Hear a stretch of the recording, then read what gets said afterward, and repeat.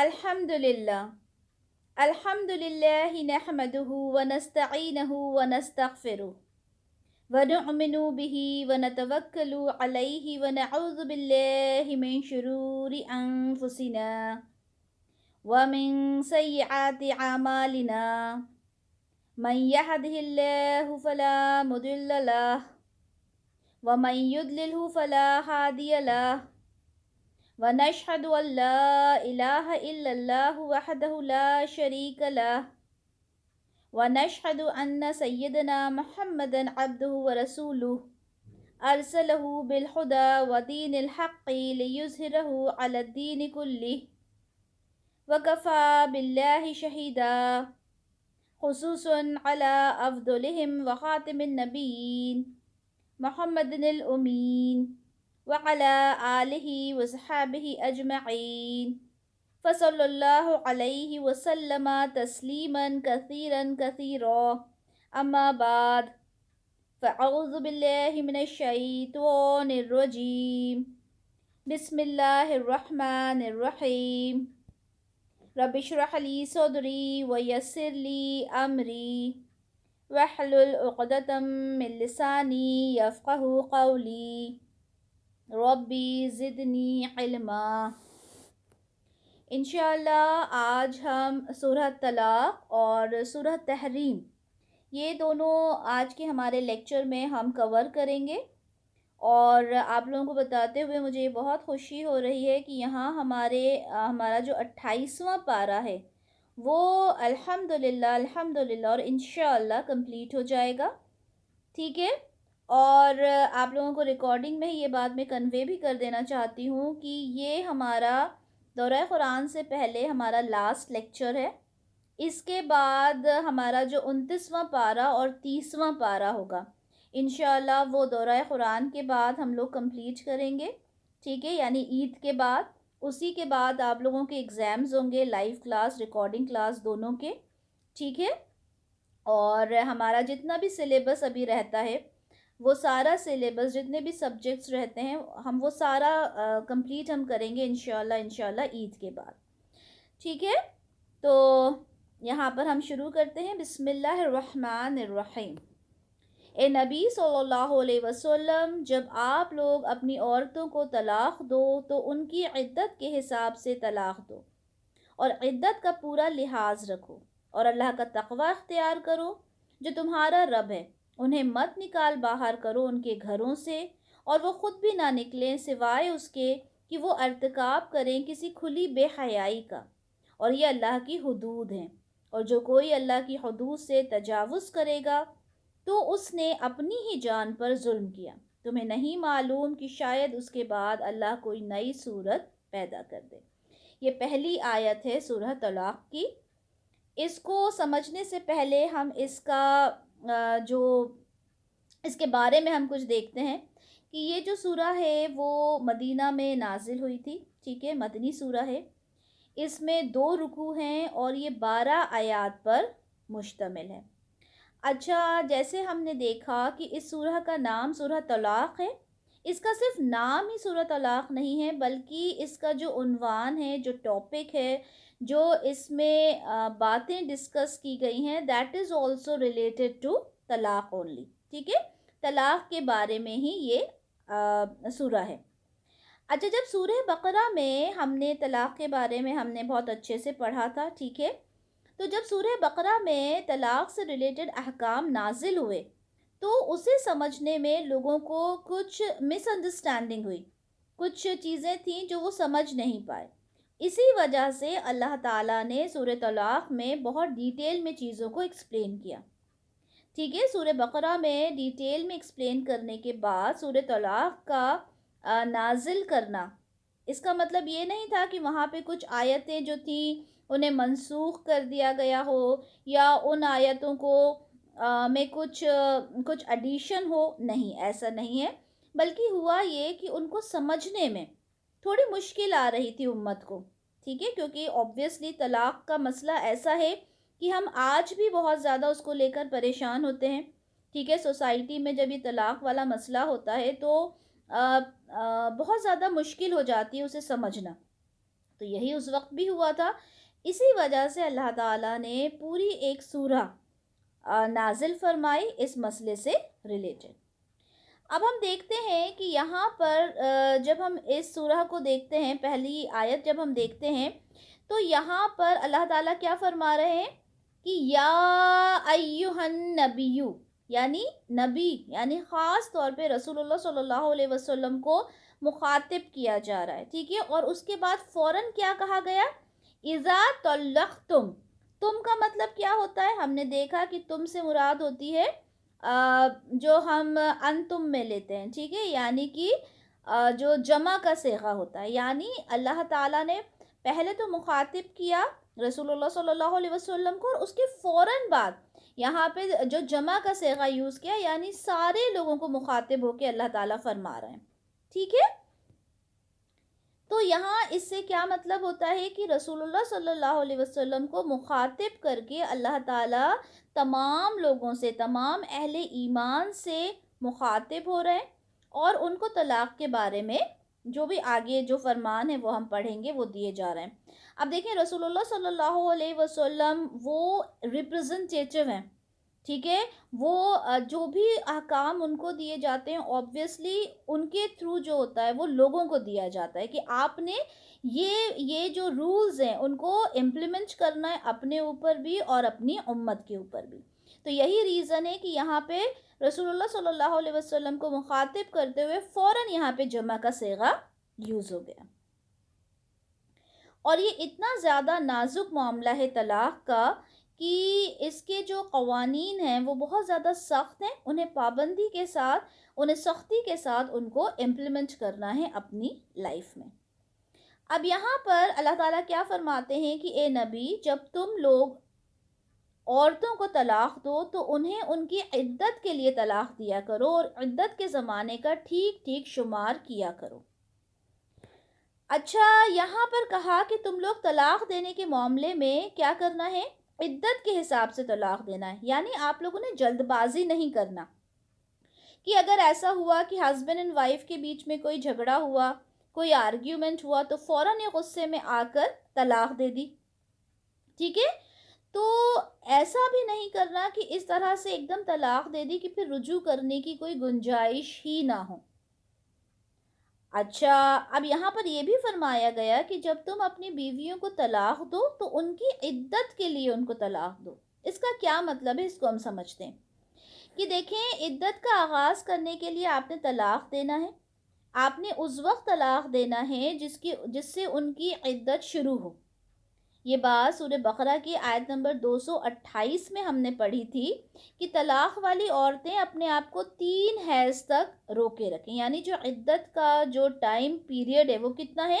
3 حیض تک. اب اس حکم کو نگاہ میں اگر رکھا جائے تو عدت کا آغاز کرنے کے لیے طلاق دینے کی صورت لازماً یہی ہوگی کہ عورت کو حالت حیض میں طلاق نہیں دی جائے گی. کیوں؟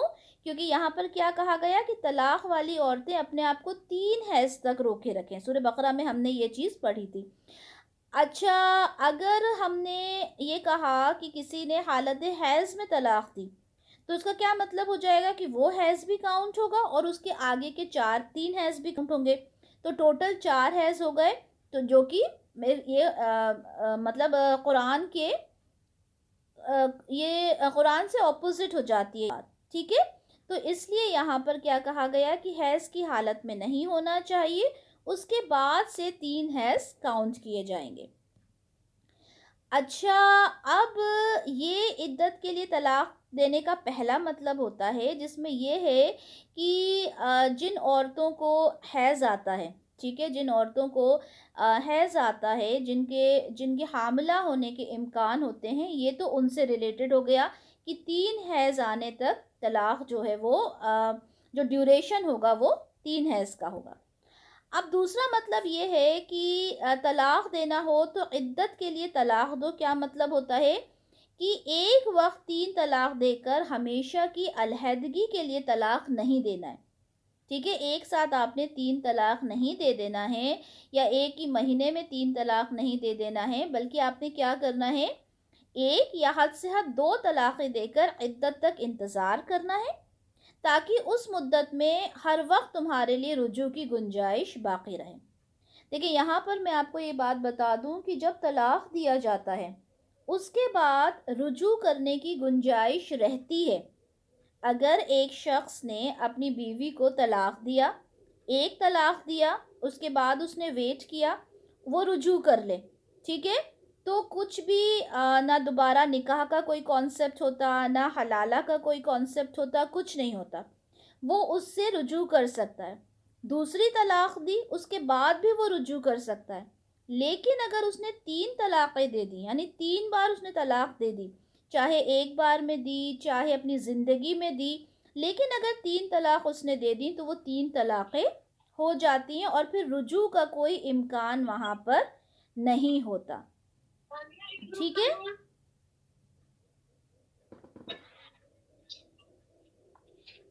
ارم آپ کا مائک میوٹ کریں جی۔ تو اب اس کا مطلب یہ ہے کہ جو جن عورتوں کے معاملے میں یہ بات ہے کہ جن کو حیض آتا ہے ان کے لیے تو یہ بہت اہم بات ہے کہ 3 حیض رکنا ہے، لیکن جن کو حیض آنا بند ہو گیا، ٹھیک ہے، ایک عمر پہ آ کے حیض آنا بند ہو جاتا ہے، یا وہ لڑکیاں جن کو ابھی حیض آنا شروع ہی نہیں ہوا ہو، ٹھیک ہے، یا پھر جن کا طلاق کے وقت حاملہ ہونا معلوم ہو کہ یہ ان کی پریگننسی کے چانسز ہیں، ٹھیک ہے، تو اگر اس فرمان کی پیروی کی جائے، کس فرمان کی پیروی کی جائے کہ آپ نے جو ڈیوریشن ہے 3 مہینے کا اس میں اگر آپ رکتے ہیں تو اس کے اندر امکان ہوتے ہیں رجوع کرنے کے، ٹھیک ہے۔ عدت گزر جانے کے بعد بھی یہ ممکن رہتا ہے کہ ہسبینڈ اینڈ وائف اگر چاہیں تو دوبارہ سے نکاح کر سکتے ہیں، ٹھیک ہے۔ دوبارہ اس بات کو کلیئر کر دیتی ہوں، اگر 1 طلاق دی ہے، 2 طلاق دی ہے، اگر عدت کے اندر چاہیں تو وہ رجوع کر سکتے ہیں۔ اگر وہ وقت گزر گیا اور اس کے بعد بھی دے ڈیسائیڈ کی 6 مہینے بعد انہوں نے سوچا کہ اب ہم نے دوبارہ سے ایک ساتھ رہنا ہے، اب کیا کریں، کیونکہ 3 طلاق تو ہوئی نہیں تھی، تو وہ دوبارہ سے رجوع کر سکتے ہیں۔ پر رجوع کیسے کریں گے؟ نکاح ہوگا، ٹھیک ہے، فریش نکاح ہوگا، فریش مہر ہوگا، لیکن وہ والا کانسیپٹ نہیں ہوگا کہ اب آپ کر ہی نہیں سکتے اور پھر وہ 10 طرح کی مشکلیں اس میں جو آ جاتی ہیں وہ سب نہیں ہوگا۔ اور وہ بھی اللہ تعالیٰ نے کیوں رکھی، وہ اللہ تعالیٰ نے ریسٹرکشنز کیوں رکھی کہ آپ نے 3 طلاق دے دی، اب آپ اس عورت سے نکاح نہیں کر سکتے، وہ ریسٹرکشن اس لیے رکھی تاکہ انسان جو طلاق ہے، شادی ہے، اس کو کھیل تماشا نہ بنائے۔ اب یہاں پر ابن عباس کی تفسیر میں وہ فرماتے ہیں کہ طلاق حیض کی حالت میں نہ دی جائے اور نہ اس طہر میں دی جائے جس کے اندر شوہر مباشرت کر چکا ہو، بلکہ اسے چھوڑے رکھے یہاں تک کہ حیض سے فارغ ہو کر وہ طاہر ہو جائے۔ دیکھیں حیض کی حالت میں طلاق نہیں دیا جائے گا، ٹھیک ہے، اس کے بعد جب عورت جب وہ پاک ہو گئی، ٹھیک ہے، اب جب پاک ہو گئی اب شوہر کو اس کو طلاق دینا ہے، تو یہ کنڈیشن بھی ہے کہ اس نے اب اس کے پاکی کے بعد مباشرت نہیں کرنا، ٹھیک ہے، اگر وہ اس کو طلاق دینا چاہتا ہے تو اس کے فارغ ہونے کے بعد اس سے مباشرت کیے بنا وہ اس کو طلاق دے گا۔ اس صورت میں اگر وہ رجوع نہ بھی کرے اور عدت گزر جائے تو وہ صرف ایک ہی طلاق سے جدا ہو جائے گی۔ یہ جو ہم نے کانسیپٹ بنا رکھا ہے نا، 3 طلاق 3 طلاق 3 طلاق، ایسی کوئی صورت ہے ہی نہیں، ٹھیک ہے۔ آپ نے کیا کرنا ہے، اگر آپ کو نہیں رشتہ رکھنا آپ 1 طلاق دو، اس کے بعد آپ سیپریٹ ہو جاؤ، ٹھیک ہے۔ ان کیس ان فیوچر اگر آپ دونوں یہ سوچتے ہو کہ ہم دونوں دوبارہ ساتھ رہنا چاہتے ہیں یا ہم دونوں دوبارہ ساتھ رہ سکتے ہیں، ٹھیک ہے، تو رجوع کرنے کی ایک کنڈیشن وہاں پر موجود ہوتی ہے، رائٹ۔ اچھا، حضرت عبداللہ بن مسعود رضی اللہ عنہ فرماتے ہیں کہ عدت کے لیے طلاق یہ ہے کہ طہر کی حالت میں مباشرت کیے بغیر طلاق دی جائے۔ وہی بات عبداللہ بن مسعود بھی وہی فرماتے ہیں کہ جب انسان کو طلاق دینا ہے تو وہ اپنی وائف کو پاکی کی حالت میں طلاق دے گا، لیکن اس ڈیوریشن میں، یعنی جب عورت پاک ہوئی ہے اس ڈیوریشن میں اس سے مباشرت نہیں کی ہونا چاہیے، ٹھیک ہے۔ اچھا، اکرمہ کا یہ بیان ہے کہ طلاق اس حالت میں دے کہ عورت کا حاملہ ہونا معلوم ہو اور اس حالت میں نہ دے کہ وہ اس سے مباشرت کر چکا ہو اور کچھ پتہ ہی نہ ہو کہ وہ حاملہ ہو گئی ہے یا نہیں۔ اب دیکھیں، اگر عورت پاک ہو گئی ہے، اس کے بعد شوہر نے اس کو طلاق دینے کے بارے میں سوچا، لیکن اگر وہ اس کے کلوز آ چکا ہے تو آبویسلی یہ امکان ہوتا ہے کہ وہ پریگننٹ ہو سکتی ہے۔ یہ تو ہے نا کہ اب اس کے بعد دونوں ہی چیزیں ہیں کہ یا وہ تو پریگننٹ ہوگی یا وہ پریگننٹ نہیں ہوگی۔ تو ایسی حالت میں جب تک اس کو یہ بات پتہ نہ چل جائے وہ اس بات کے لیے رکے۔ اسی لیے کہا گیا کہ مباشرت کیے بغیر اس نے طلاق دینا ہے۔ امید کرتی ہوں اتنی بات سمجھ میں آ گئی ہوگی، ٹھیک ہے۔ اچھا، اگر ہم دیکھیں صحیح بخاری کی حدیث 5332، اس میں کیا ہوا تھا کہ آپ ڈیٹیل میں اس حدیث کو پڑھ لیجئے گا۔ حضرت عبداللہ رضی اللہ عنہ نے اپنی بیوی کو حیض کی حالت میں طلاق دی، تو حضرت عمر رضی اللہ عنہ نے جا کر رسول اللہ صلی اللہ علیہ وسلم سے اس بارے میں بات کی کہ بھئی حضرت عبداللہ نے اپنی بیوی کو حیض کی حالت میں طلاق دے دی۔ تو رسول اللہ صلی اللہ علیہ وسلم یہ سنا انہوں نے تو وہ ناراض ہوئے اور انہوں نے کہا کہ ان سے کہیں کہ وہ اپنی بیوی کے ساتھ رجوع کر لیں اور اسے اپنی زوجیت میں روکے رکھیں یہاں تک کہ وہ طاہر ہو، پھر اسے حیض آئے اور اس سے بھی فارغ ہو کر وہ پاک ہو جائے۔ اس کے بعد اگر وہ اسے طلاق دینا چاہیں تو طہر کی حالت میں مباشرت کیے بغیر طلاق دیں۔ یہی وہ عدت ہے جس کے لیے طلاق دینے کا اللہ عز و جل نے حکم دیا، ٹھیک ہے۔ تو اس حدیث سے کیا کلیئر ہوتا ہے کہ حیض کی حالت میں طلاق دینا ہی نہیں ہے۔ لیکن یہاں پر ایک بات غور کرنے والی یہ ہے کہ جو یہ کہتے ہیں کہ حیض کی حالت میں طلاق ہوتا ہی نہیں ہے، ٹھیک ہے، تو یہاں پر رسول اللہ صلی اللہ علیہ وسلم کا یہ کہنا بنتا تھا کہ اگر انہوں نے طلاق دی تو طلاق تو ہوئی نہیں، ٹھیک ہے، طلاق تو سرے سے ہوئی نہیں کیونکہ وہ حائضہ تھی۔ نہیں، یہاں پہ رسول اللہ نے کیا کہا کہ وہ اس سے رجوع کرے جا کے۔ واٹ ڈز اٹ مین رجوع کرے؟ یعنی کہ ابھی یہ طلاق نہیں ہونا چاہیے، اس کو رجوع کر لینا چاہیے تاکہ آگے جا کے وہ اگر انہیں طلاق دینا ہی چاہتے ہیں تو پہلے وہ پاک ہوں، پھر ان کا جو پیور والا جو پیریڈ ہے وہ شروع ہو، اس میں وہ مباشرت نہ کریں، پھر وہ اس کے بعد ان کو طلاق دیں، ٹھیک ہے۔ تو یہاں سے ہمیں یہ چیز پتہ چلتی ہے۔ اچھا، اب جو طلاق کے بارے میں اگر ہم دیکھیں تو چاروں اسکالرز کے جو رائے ہے، چاروں اسکالرز کی رائے تفہیم القرآن سے میں نے نوٹ ڈاؤن کی ہے، اس کو ہم دیکھتے ہیں کہ کیا ہے۔ اچھا، جو حنفی جو اسکالرز ہیں ان میں طلاق کی 3 قسمیں ہیں، احسن، حسن اور بدعی۔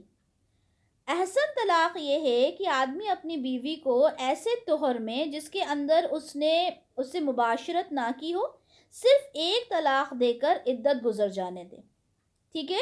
یہاں پر یہ جو طریقہ ہے یہ چاروں آپ دیکھیں گے، چاروں امام میں نے یہ والی بات آپ نظر آئے گی کہ کیا کہا کہ جب طہارت حاصل کر لے گی ایک عورت، ٹھیک ہے، اس ڈیوریشن میں بنا مباشرت کیے اس کو طلاق دے دی جائے گی۔ ایک ہی طلاق دینا ہے، ٹھیک ہے، کیونکہ آبویسلی اگر آپ ایک طلاق دیتے ہو تو طلاق تو ہو جاتی ہے، اس کے اوپر طلاق کا یا پھر وہ رکنے کا، پھر وہ تین پیریڈز رکنے کا، پھر اس کو طلاق کو کمپلیٹ کرنے کی ضرورت کیا ہے؟ اگر آپ ایک طلاق دیتے ہو تو طلاق تو ہو گئی نا، وہاں اس کنڈیشن میں بھی طلاق تو ہو گئی۔ تو یہاں پر کیا کہا کہ ایک طلاق دے دیں اور اس کی عدت گزر جانے دیں، یہ ہے احسن طریقہ۔ حسن طریقہ یہ ہے کہ ہر طہر میں ایک ایک طلاق دے، ٹھیک ہے، ہر طہر میں ایک ایک طلاق دے۔ اس صورت میں 3 طہر میں 3 طلاق دینا بھی سنت کے خلاف نہیں ہے، اگرچہ بہتر یہی ہے کہ ایک ہی طلاق دے کر عدت گزر جانے دی جائے، ٹھیک ہے۔ اس کے بعد طلاق بدعت کیا ہے؟ طلاق بدعت یہ ہے کہ آدمی ایک ہی وقت میں 3 طلاق دے دے یا ایک ہی طہر کے اندر الگ الگ اوقات میں 3 طلاق دے دے، ٹھیک ہے۔ کیا کنڈیشن ہے؟ پہلی تو یہ کہ ایک ہی محفل میں 3 طلاق دے دے، دوسرا یہ کہ ایک ہی طہر میں یعنی ایک ہی حیض کا جو ایک طہارت کا جو پیریڈ ہوتا ہے، ٹھیک ہے، اس میں 3 بار الگ الگ طلاق دے دے، جیسے آج دی، کل دی، پرسوں دی، 3 بار دے دے، یا پھر حیض کی حالت میں اسے طلاق دے دے، یا پھر ایسے طہر میں طلاق دے جس میں وہ مباشرت کر چکا، یعنی عورت پاک تو ہو گئی لیکن پاک ہونے کے بعد اس نے اس عورت کے ساتھ مباشرت کر لی تھی، اور مباشرت کرنے کے بعد اس سے کہہ دیا کہ میں تمہیں طلاق دیتا ہوں، ٹھیک ہے؟ ان میں سے جو فعل بھی وہ کرے گا وہ گناہگار ہوگا، یعنی اللہ تعالیٰ کو یہ طریقہ پسند نہیں ہے، ٹھیک ہے؟ تو یہ تو ہے حکم ایسی مدخولہ عورت کا جسے حیض آتا ہو۔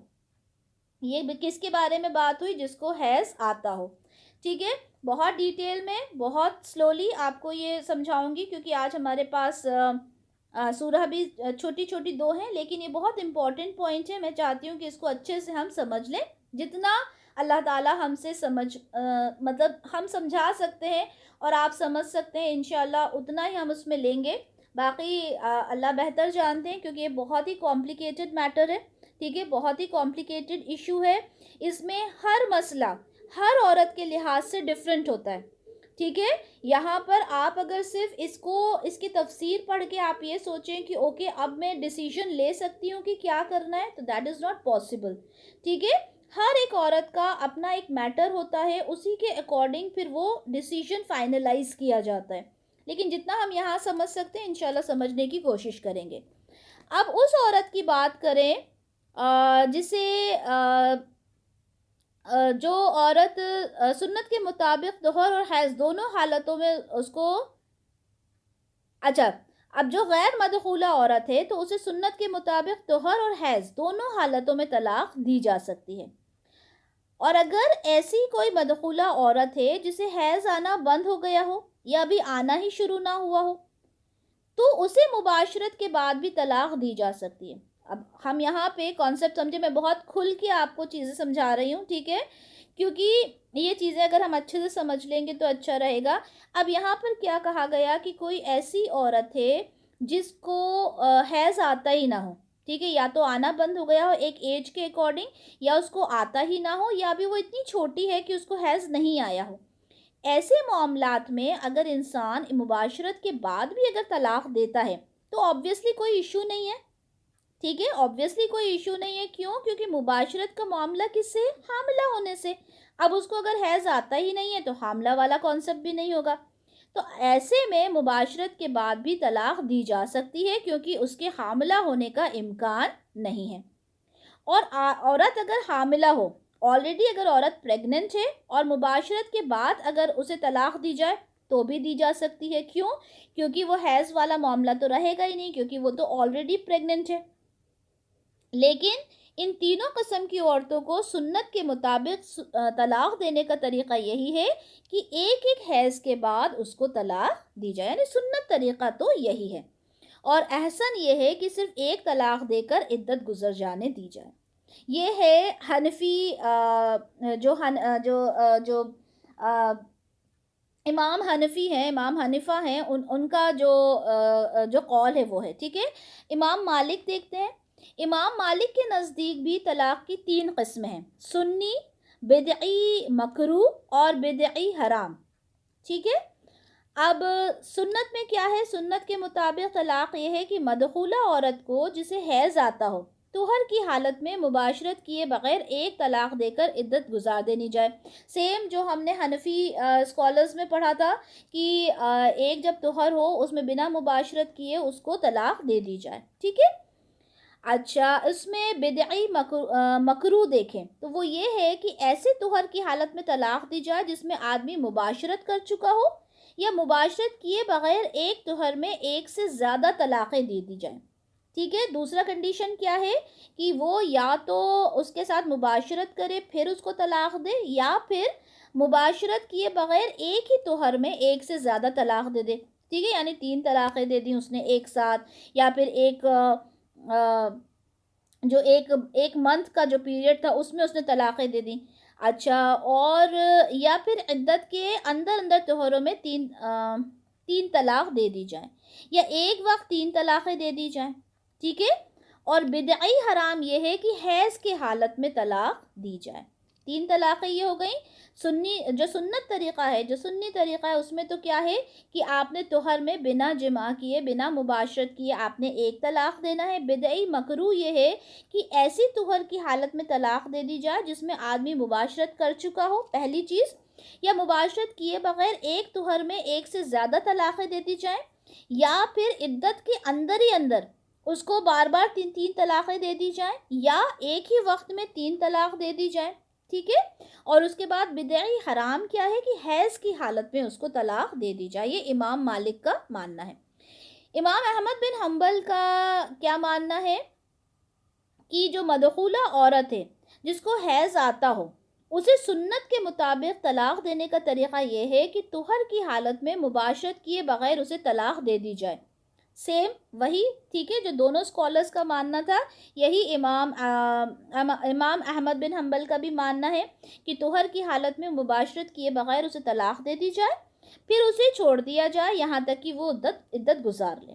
لیکن اگر اسے 3 طہر میں 3 الگ الگ طلاقیں دی جائیں، یا ایک ہی طہر میں 3 طلاقیں دے دی جائیں، یا ایک وقت میں ہی 3 طلاقیں دے دی جائیں، یا پھر حیض کی حالت میں طلاق دے دی جائے، یا ایسے طہر میں اسے طلاق دے دی جائے جس میں مباشرت کی گئی ہو اور عورت کا حاملہ ہونا ظاہر نہ ہو، تو یہ سب طلاق بدعت اور طلاق حرام ہے. یعنی بدعت اور حرام دونوں کو ایک ساتھ ہی لیا.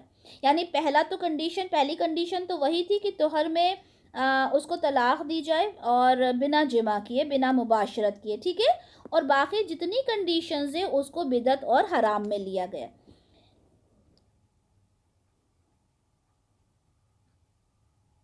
لیکن اگر عورت غیر مدخولہ ہو یا ایسی مدخولہ ہو جسے حیض آنا بند ہو گیا ہو، یا ابھی حیض آنا شروع ہی نہ ہوا ہو، یا حاملہ ہو، تو اس معاملے میں نہ وقت کے لحاظ سے سنت اور بدعت کا فرق ہے، نہ ہی تعداد کے لحاظ سے. یعنی وہ کنڈیشن الگ ہی ہوتی ہے جو عورت کو حیض آتا ہی نہ ہو، ٹھیک ہے، یا حیض آنا بند ہو گیا ہو، تو ایسی کنڈیشن پھر وہ ایک الگ ہی چیز ہے.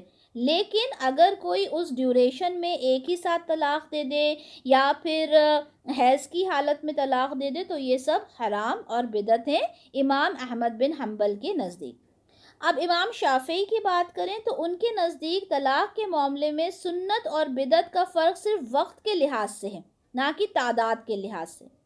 یعنی کہ جو مدخولہ عورت ہے جس کو حیض آتا ہو اور اسے حیض کی حالت میں طلاق دینا ہو، یا جو حاملہ ہو سکتی ہو اسے ایسے طہر میں طلاق دینا جس میں مباشرت کی جا چکی ہو اور عورت کا حاملہ ہونا ظاہر نہ ہو، بدعت اور حرام ہے. امام شافعی کے نزدیک کیا بدعت ہے، کیا حرام ہے؟ جس کو حیض آتا ہو اس کی حیض کی حالت میں اسے طلاق دی جائے، وہ بھی حرام ہے، یا پھر اسے ایسی طہر میں طلاق دی جائے جس میں اس کے ساتھ مباشرت کی جا چکی ہو. تو یہ دونوں ہی کنڈیشنز بدعت اور حرام ہیں. اب رہی طلاقوں کی تعداد کی بات، تو خواہ ایک وقت میں 3 طلاقیں دی جائیں یا ایک ہی طہر میں دی جائیں یا الگ الگ طہر میں دی جائیں، بہرحال یہ سنت کے خلاف نہیں ہے. یہ کس کا ماننا ہے؟ یہ امام شافعی کا ماننا ہے.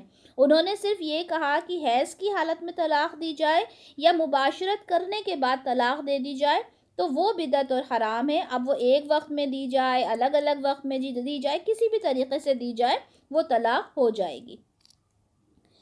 اچھا، اب یہ دیکھیں چاروں اسکالرز کے بارے میں ہم نے بات کی کہ کس طرح سے طلاق ہونا ہے. کسی طلاق کے بدعت، مکروہ، حرام یا گناہ ہونے کا مطلب یہ جو چاروں جو ائمہ کرام ہیں ان کے نزدیک یہ قطعی نہیں ہے کہ وہ ہوئی نہیں. بدعت ہے، حرام ہے، غلط ہے، ناپسندیدہ ہے، سنت کے خلاف ہے، قرآن کے خلاف ہے. لیکن کسی بھی اسکالر نے، ہمارے جو 4 امام ہیں، انہوں نے کسی نے بھی یہ نہیں کہا کہ صرف طلاق ہوگی ہی نہیں. ٹھیک ہے. چاروں جو اسکولز آف اوپینینز ہیں ان میں طلاق و حیض کی حالت میں دی گئی ہو، یا ایک وقت میں طلاق 3 دی گئی ہو، یا ایسے طہر میں طلاق دی گئی ہو جس میں مباشرت کی پاسبلٹیز ہوں، ٹھیک ہے، یا کسی ایسے طریقے سے دی گئی ہوں جسے کسی امام نے بدعت قرار دیا ہو، بہرحال وہ طلاق ہو جاتی ہے. ٹھیک ہے، طلاق تو ہو جاتی ہے. لیکن وہ آدمی گنہگار ہوتا ہے، ناپسندیدہ عمل ہے، سنت کے خلاف ہے، لیکن طلاق ہو جاتی ہے۔ یہ 4 اسکالرز ہم نے پڑھے، لیکن بعض دوسرے اسکالرز ہیں وہ یہ جو ہمارے 4 جو ائمہ کرام ہیں ان سے اختلاف کرتے ہیں، ٹھیک ہے۔ وہ یہ کہتے ہیں کہ جو شخص سنت کے خلاف حیض کی حالت میں طلاق دے دے اس کی طلاق کیسے ہو سکتی ہے، وہ تو سرے سے ہوگی ہی نہیں۔ یہی رائے امامیہ کی ہے، اور رائے کی بنیاد کیا ہے، کس بنیاد پر اس بات کو کچھ اسکالرز کہتے ہیں؟ وہ یہ کہتے ہیں کہ ایسا کرنا چونکہ ممنوع اور بدعت ہے، اس کے لیے یہ غیر مؤثر ہے۔ جب یہ بدعت ہے، یہ کرنا ہی ممنوع ہے، تو یہ کیسے پاسبل ہے کہ طلاق ہو گیا، ٹھیک ہے۔ لیکن ہم نے جو حضرت عبداللہ بن عمر رضی اللہ عنہ کی جو ہم نے حدیث پڑھی، اس میں کیا تھا کہ آپ صلی اللہ علیہ وسلم نے کہا کہ جا کر تم اس سے رجوع کرو۔ اگر ایسا نہیں ہوتا تو وہ یہ کہتے نا کہ یہ تو طلاق ہوئی نہیں، ٹینشن مطلب فری رہو، کیونکہ حیض کی حالت میں تو طلاق ہوتی نہیں۔ آپ صلی اللہ علیہ وسلم کا یہ کہنا کہ آپ نے جا کے رجوع کرنا ہے، اس بات کی دلیل ہے کہ وہ طلاق ہو گئی تھی، ٹھیک ہے۔ اچھا، اب ایک وقت میں 3 طلاقوں کی بات کی جائے کہ ایک وقت میں اگر 3 طلاق دی جاتی ہیں تو کیا وہ ایک کنسیڈر کی جائے گی یا 3 کنسیڈر کی جائیں گی؟ اچھا، اس کی اگر ہم بات کریں تو اس میں اسکالرز کا اور جتنے بھی علماء ہیں ان کا اختلاف ہے اس چیز میں، ٹھیک ہے۔ اس میں ان کا یہ کہنا ہے، کچھ کا یہ کہنا ہے کہ جو ایک وقت میں 3 طلاق دی جاتی ہیں وہ 3 ہی کنسیڈر کی جاتی ہیں، اور کچھ کا یہ کہنا ہے کہ ایک وقت میں جو 3 طلاقیں جو دی جاتی ہیں وہ کچھ کہتے ہیں 3 کنسیڈر کی جائیں گی، اور کچھ کہتے ہیں کہ ایک ہی کنسیڈر کی جائے گی۔ اچھا، مسند احمد کی حدیث 7158 ہم اگر دیکھتے ہیں کہ سیدنا ابن عباس رضی اللہ عنہما سے روایت ہے کہ عہد نبوی میں، ٹھیک ہے، رسول اللہ صلی اللہ علیہ وسلم کے زمانے میں، سیدنا ابو بکر رضی اللہ عنہ کے زمانے میں، اور سیدنا عمر بن خطاب رضی اللہ عنہ کے زمانے کے جو خلافت کا زمانہ تھا اس کے 2 سال میں 3 طلاقوں کو ایک ہی کنسیڈر کیا جاتا تھا، ٹھیک ہے۔ جب سیدنا عمر رضی اللہ عنہ نے دیکھا کہ لوگوں نے اس چیز کا مذاق بنا لیا ہے اور وہ بس 3 طلاقیں دے دیا کرتے، بلکہ ایک ساتھ 40 بار 100 بار کہہ دیا کرتے کہ طلاق ہو گیا ہمارا، اور اس کے بعد کہتے کہ نہیں وہ تو ایک محفل میں دی گئی طلاق ایک ہی مانی جاتی ہے۔ تو جب انہوں نے دیکھا حضرت عمر بن خطاب نے کہ یار یہ تو بڑا مطلب مذاق بنایا جا رہا ہے، ٹھیک ہے، تو کیا کریں، انہوں نے ایک آرڈیننس پاس کیا جس کے اکارڈنگ اگر 3 طلاقیں دے دی جائیں گی ایک محفل میں تو انہیں 3 کنسیڈر کر لیا جائے گا، ٹھیک ہے۔ تو یہ کس کی طرف سے آرڈیننس پاس ہوا تھا؟ حضرت عمر بن خطاب رضی اللہ عنہ کی طرف سے۔ اسی طرح سے سنن ابو داؤد کی اگر ہم ایک حدیث دیکھیں 2206، اس میں نافع بن عجیر بن عبد یزید بن رکانہ ان کے بارے میں ہے کہ انہوں نے اپنی بیوی سحیمہ کو 3 طلاقیں دے دیں، ٹھیک ہے۔ اچھا، یہ سنن ابو داؤد 2206 میں ہے۔ اب جب انہوں نے 3 طلاقیں دے دیں تو ان کو بڑا افسوس ہوا کہ میں نے 3 طلاق دے دیں۔ وہ آپ صلی اللہ علیہ وسلم کے پاس گئے اور ان سے کہا، تو آپ صلی اللہ علیہ وسلم سے پوچھا کہ تم ایک ہی طلاق دینے کا ارادہ رکھتے تھے یا تم واقعی میں 3 طلاق دینے کا ارادہ رکھتے تھے؟ تو آپ نے کہا کہ میں تو ایک کا ہی ارادہ رکھتا تھا۔ تو آپ صلی اللہ علیہ وسلم نے کہا کہ جاؤ جا کے اس کے ساتھ رجوع کر لو۔ تو اس سے کیا پتہ چلا کہ آپ صلی اللہ علیہ وسلم نے ان کی انٹینشن دیکھی کہ اگر ان کی انٹینشن، حالانکہ انہوں نے 3 طلاقیں دی تھیں، لیکن اگر ان کی انٹینشن ایک ہی طلاق دینے کی تھی تو آپ نے ان کو اس بات کی اجازت دی کہ وہ رجوع کر سکتے ہیں، ٹھیک ہے۔ اچھا، 1 طلاق یا 2 طلاق دینے کی صورت میں اگر عدت گزر جائے تو جو عورت ہے اور اس کا جو شوہر ہے ان کے درمیان باہمی رضامندی سے نکاح دوبارہ ہو سکتا ہے، ٹھیک ہے۔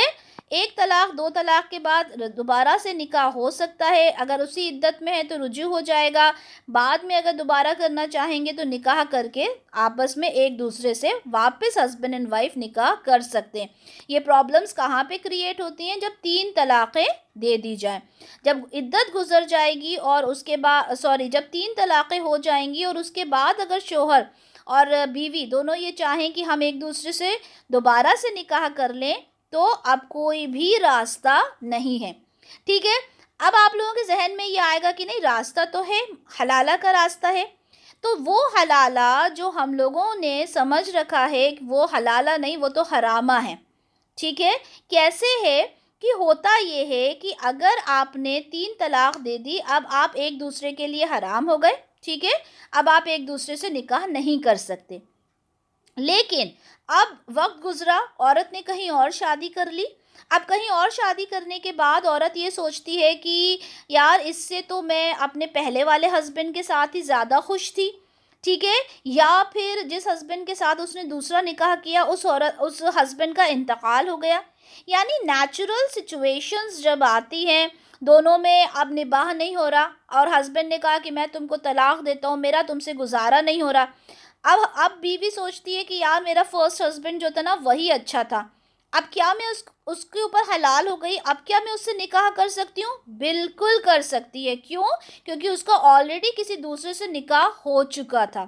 بٹ یہ کہنا کہ ایک مولوی کو آپ نے ہائر کرنا ہے، اس کو ایک اماؤنٹ آپ نے اس کو دینا ہے، اس کے ساتھ رات گزارنا ہے، نکاح کرنا ہے اس کے ساتھ، اس کے بعد ایویڈنس کے طور پہ لوگوں کو دکھانا ہے کہ میں نے اس مولوی کے ساتھ، اللہ معاف فرمائے میں بہت صاف الفاظوں میں یہ بات آپ سے کہہ رہی ہوں کہ اس کے بعد پھر وہ اس آدمی کے ساتھ مولوی کے ساتھ باقاعدہ رات گزارتی ہے، پھر اس کو صبح اٹھ کے وہ آدمی جو ہوتا ہے وہ طلاق دیتا ہے اور بولتا ہے کہ جاؤ اب تمہارا حلالہ کمپلیٹ ہوا۔ یہ قطعی قطعی قطعی غلط طریقہ ہے، کہیں بھی قرآن میں حدیث میں یہ چیز نہیں دی ہوئی ہے، ٹھیک ہے۔ وہ یہ کنڈیشن ہے کہ عورت نے نکاح کیا، نکاح کرنے کے بعد اس ہسبینڈ نے یا تو اس کا انتقال ہو گیا یا کسی ریزنز کی وجہ سے ان کا طلاق ہو گیا، اب اس نے سوچا میرا پہلا ہسبینڈ ہی اچھا تھا یار، اب میں وہیں چلی جاتی ہوں، اسے کہا جاتا ہے حلالہ، ٹھیک ہے۔ اس میں یہ کنڈیشن ہے کہ اس کے ساتھ اس کا نکاح ہوا ہو، نکاح ہونے کے بعد ان دونوں کا جو میرٹل ریلیشن شپ ہے وہ بھی ڈیولپ ہوا ہو۔ یہ چیزیں ہمیں صحیح بخاری 5264، صحیح بخاری 5261 میں مل جائیں گی۔ سورہ بقرہ میں بھی ہم نے اس میں ڈیٹیل میں پڑھا تھا کہ 2 مرتبہ آپ نے طلاق دینا ہے، ٹھیک ہے، 2 مرتبہ آپ نے طلاق دینا ہے، پھر اس کو اچھے طریقے سے آپ نے چھوڑ دینا ہے۔ پھر آپ نے اگر تیسری بار اسے طلاق دیا، یہ سورہ بقرہ کی آیت پڑھ کے سنا رہی ہوں میں، کہ جب آپ نے اسے تیسری بار طلاق دیا تو اب آپ کے لیے وہ حلال نہیں، جب تک کہ وہ دوسرے شوہر سے نکاح نہ کرے۔ اب اس کو دوسرے شوہر سے نکاح نہ کرے کا پورا میننگ میں آپ کو پہلے ہی سمجھا چکی ہوں، ٹھیک ہے۔ تو یہ ساری باتیں تھیں طلاق سے ریلیٹڈ، جہاں پر میں نے آپ کو ساری باتیں بتا دیں، ٹھیک ہے۔ ایک ہی محفل میں 3 طلاق کا کانسیپٹ بھی میں نے آپ کو کلیئر کر دیا۔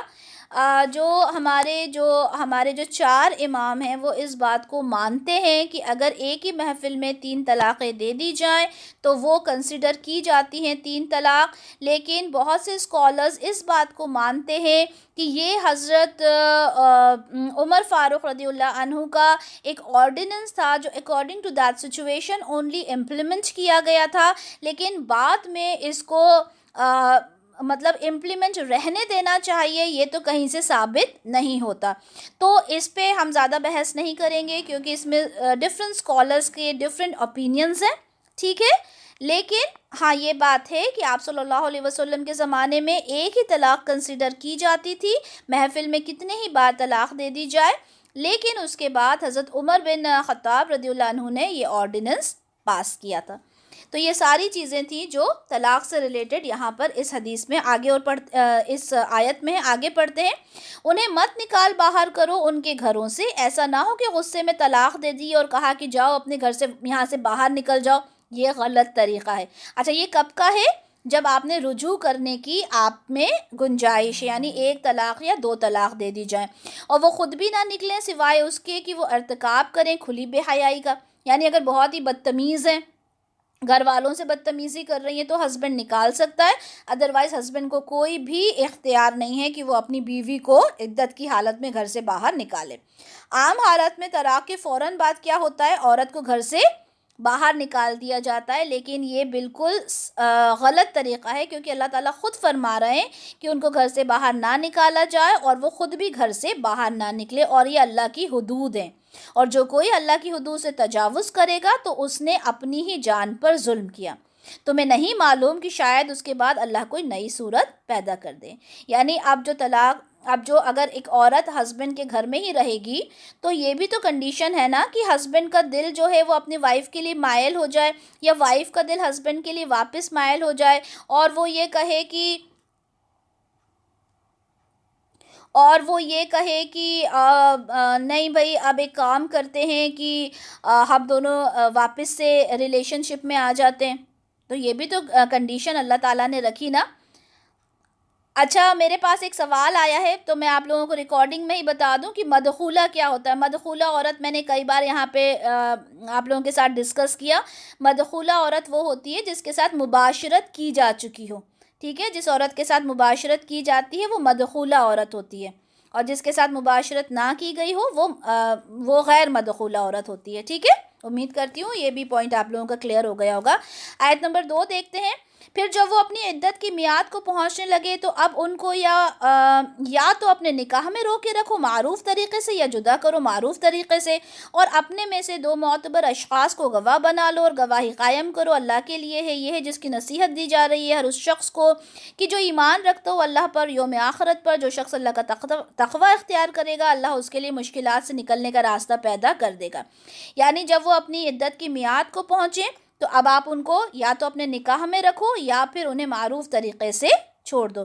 اب ایسا نہیں کرنا آپ نے کہ آپ انہیں پریشان کرنے کے لیے اپنی اس میں رکھیں گے کہ ٹھیک ہے ہم نے رجوع کر لیا، اب آپ کو پریشان کریں گے، اور پھر اس کے بعد آپ کو واپس سے طلاق دے دیں گے، پھر آپ کو پریشان کریں گے۔ نہیں، معروف طریقے سے آپ نے رکھنا ہے، اور اس کے بعد کیا کرنا ہے کہ جب آپ نے کیا کرنا ہے، اپنے 2 معتبر اشخاص کو گواہ بنا لینا۔ یعنی اگر کوئی طلاق کے بعد رجوع کرنا چاہتا ہے تو کیا کرنا ہے، آپ نے 2 گواہوں کو اپنی موجودگی میں رکھنا ہے، اور گواہی قائم کرو اللہ کے لیے، یہ ہے جس کی نصیحت کی جا رہی ہے ہر اس شخص کو جو ایمان رکھتا ہو اللہ پر اور یوم آخرت پر، اور جو شخص اللہ کا تقوی اختیار کرے گا اللہ اس کے لیے مشکلات سے نکلنے کا راستہ پیدا کر دے گا۔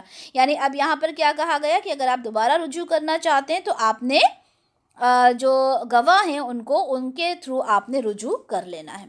آیت نمبر 3، اور اسے وہاں سے رزق دے گا جہاں سے اسے گمان بھی نہیں ہوگا، اور جو کوئی اللہ پر توکل کرتا ہے اس کے لیے وہ کافی ہے، اللہ یقیناً اپنا کام پورا کر کے ہی رہتا ہے، اللہ نے ہر چیز کے لیے ایک اندازہ مقرر کر دیا ہے۔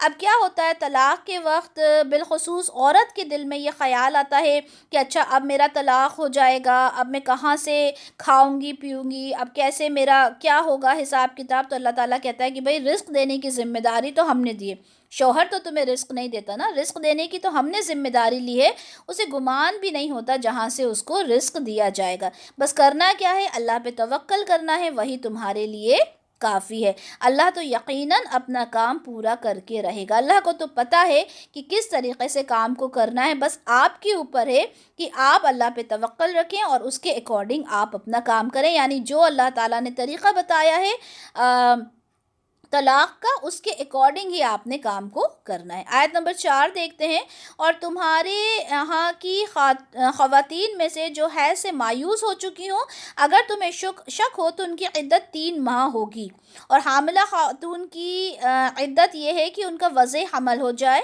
اور جو کوئی اللہ کا تقوی اختیار کرتا ہے اس کے کاموں میں آسانی پیدا کرتا ہے۔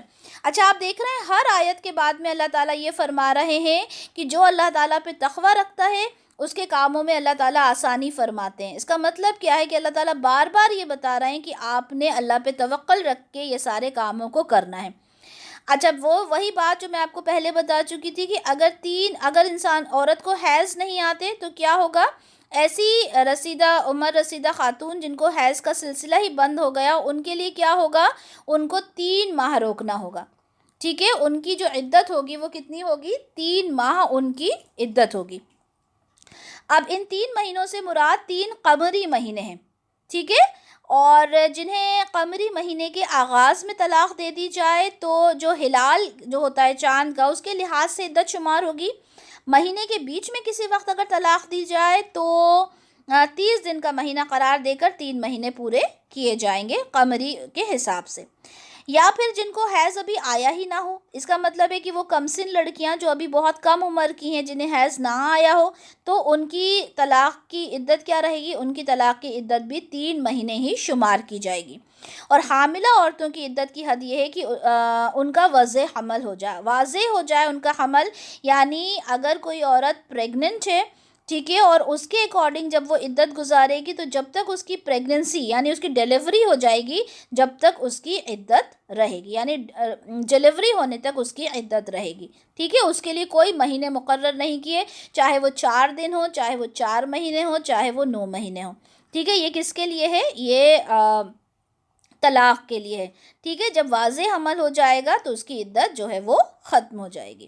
آیت نمبر 5 دیکھتے ہیں. یہ اللہ کا حکم ہے جو اس نے نازل کر دیا ہے تمہاری طرف، اور جو اللہ کا تقوی اختیار کرے گا وہ اس کی برائیوں کو اس سے دور فرما دے گا اور اسے بہت بڑا اجر اور ثواب دے گا. یعنی یہ جو طلاق کی جتنی بھی کنڈیشنز آپ کو بتائی گئی ہیں، یہ اللہ تعالیٰ کا حکم ہے جو آپ نے ماننا ہے. اور ان عورتوں کو وہیں رکھو جہاں تم خود رہتے ہو اپنی حیثیت کے مطابق، اور انہیں کوئی تکلیف نہ پہنچاؤ انہیں تنگ کرنے کے لیے. پھر اگر وہ تمہارے لیے تمہارے بچوں کو دودھ پلائیں تو انہیں ان کا معاوضہ ادا کرو اور آپس میں مشورہ کر لیا کرو بھلے طریقے سے. اور اگر تم ایک دوسرے سے تنگی محسوس کرو تو پھر کوئی اور عورت اس کے لیے دودھ پلا دیا کرے. اب یہاں پر کیا فرمایا گیا کہ ان عورتوں کو وہیں رکھو جہاں تم خود رہتے ہو اپنی حیثیت کے مطابق. پہلی آیت میں یہ بات واضح ہو گئی تھی کہ جب آپ کا جب عدت کا پیریڈ ہوگا تو عورت کیا ہوگی؟ اپنے ہسبینڈ کے گھر پر ہی رہے گی.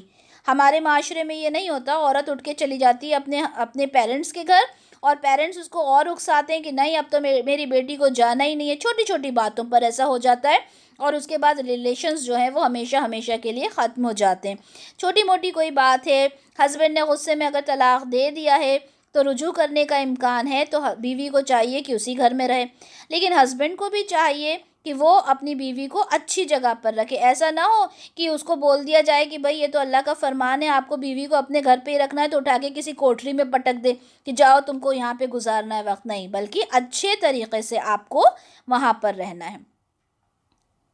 اس کے بعد اور انہیں کوئی تکلیف نہ پہنچاؤ انہیں تنگ کرنے کے لیے. ایسا نہ کرو کہ آپ عدت وقت گزار رہی ہے عورت تو اس کو اپنے گھر کے اندر رکھو اور اس کو پریشانیاں دو. ٹھیک ہے، اس کو پریشان کرو عدت کے ماحول میں، نہیں، بلکہ اس کو معروف طریقے سے اپنے گھر میں رکھو. اگر وہ حاملہ ہو تو ان پر خرچ کرتے رہو یہاں تک کہ وہ حمل سے فارغ ہو جائیں. ٹھیک ہے، اگر وہ حاملہ ہے، وہ پریگننٹ ہے، عدت کے وقت آپ کے گھر پر ہے تو آپ نے اس کے اوپر خرچہ بھی کرنا ہے. ٹھیک ہے، اور اگر وہ تمہارے لیے تمہارے بچے کو دودھ پلائے تو انہیں ان کا معاوضہ ادا کرو. دیکھیں اللہ تعالیٰ نے کتنی مطلب خوبصورتی کے ساتھ احکام نازل کیے. کہا جاتا ہے نا عورت کو کیا ہے، اسلام میں عورت کو جتنا کچھ دیا گیا ہے کہیں نہیں دیا گیا. یہاں پہ کہا جا رہا ہے کہ وہ جو بچہ پیدا ہوا ہے اب وہ تو آدمی کا ہے نا، آدمی کی ذمہ داری ہے، تو اگر عورت اس بچے کو دودھ پلا رہی ہے تو اس دودھ کا بھی معاوضہ اب آدمی کو دینا ہے. ٹھیک ہے، اور آپس میں مشورہ کر لیا کرو بھلے طریقے سے. یعنی دودھ پلانے کی اجرت اور عدت کے متعلق معاملات مناسب طور پر آپس میں آپ لوگوں نے ڈیسائیڈ کرنا ہے ہسبینڈ اینڈ وائف میں. اگر طلاق دینے کے بعد دونوں میاں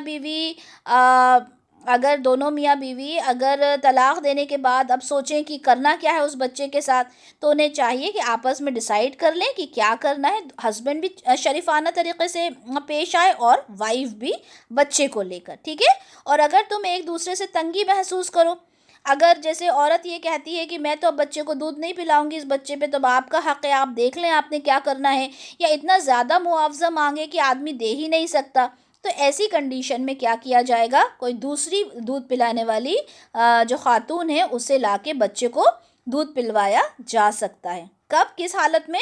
جب عورت اس چیز کے لیے انکار کر دے، اور عورت کو یہ حق ہے کہ اگر وہ چاہے تو وہ انکار کر سکتی ہے، پھر کوئی اور دوسری عورت آ جائے گی اسے دودھ پلانے کے لیے. ٹھیک ہے، آیت نمبر 7 دیکھتے ہیں.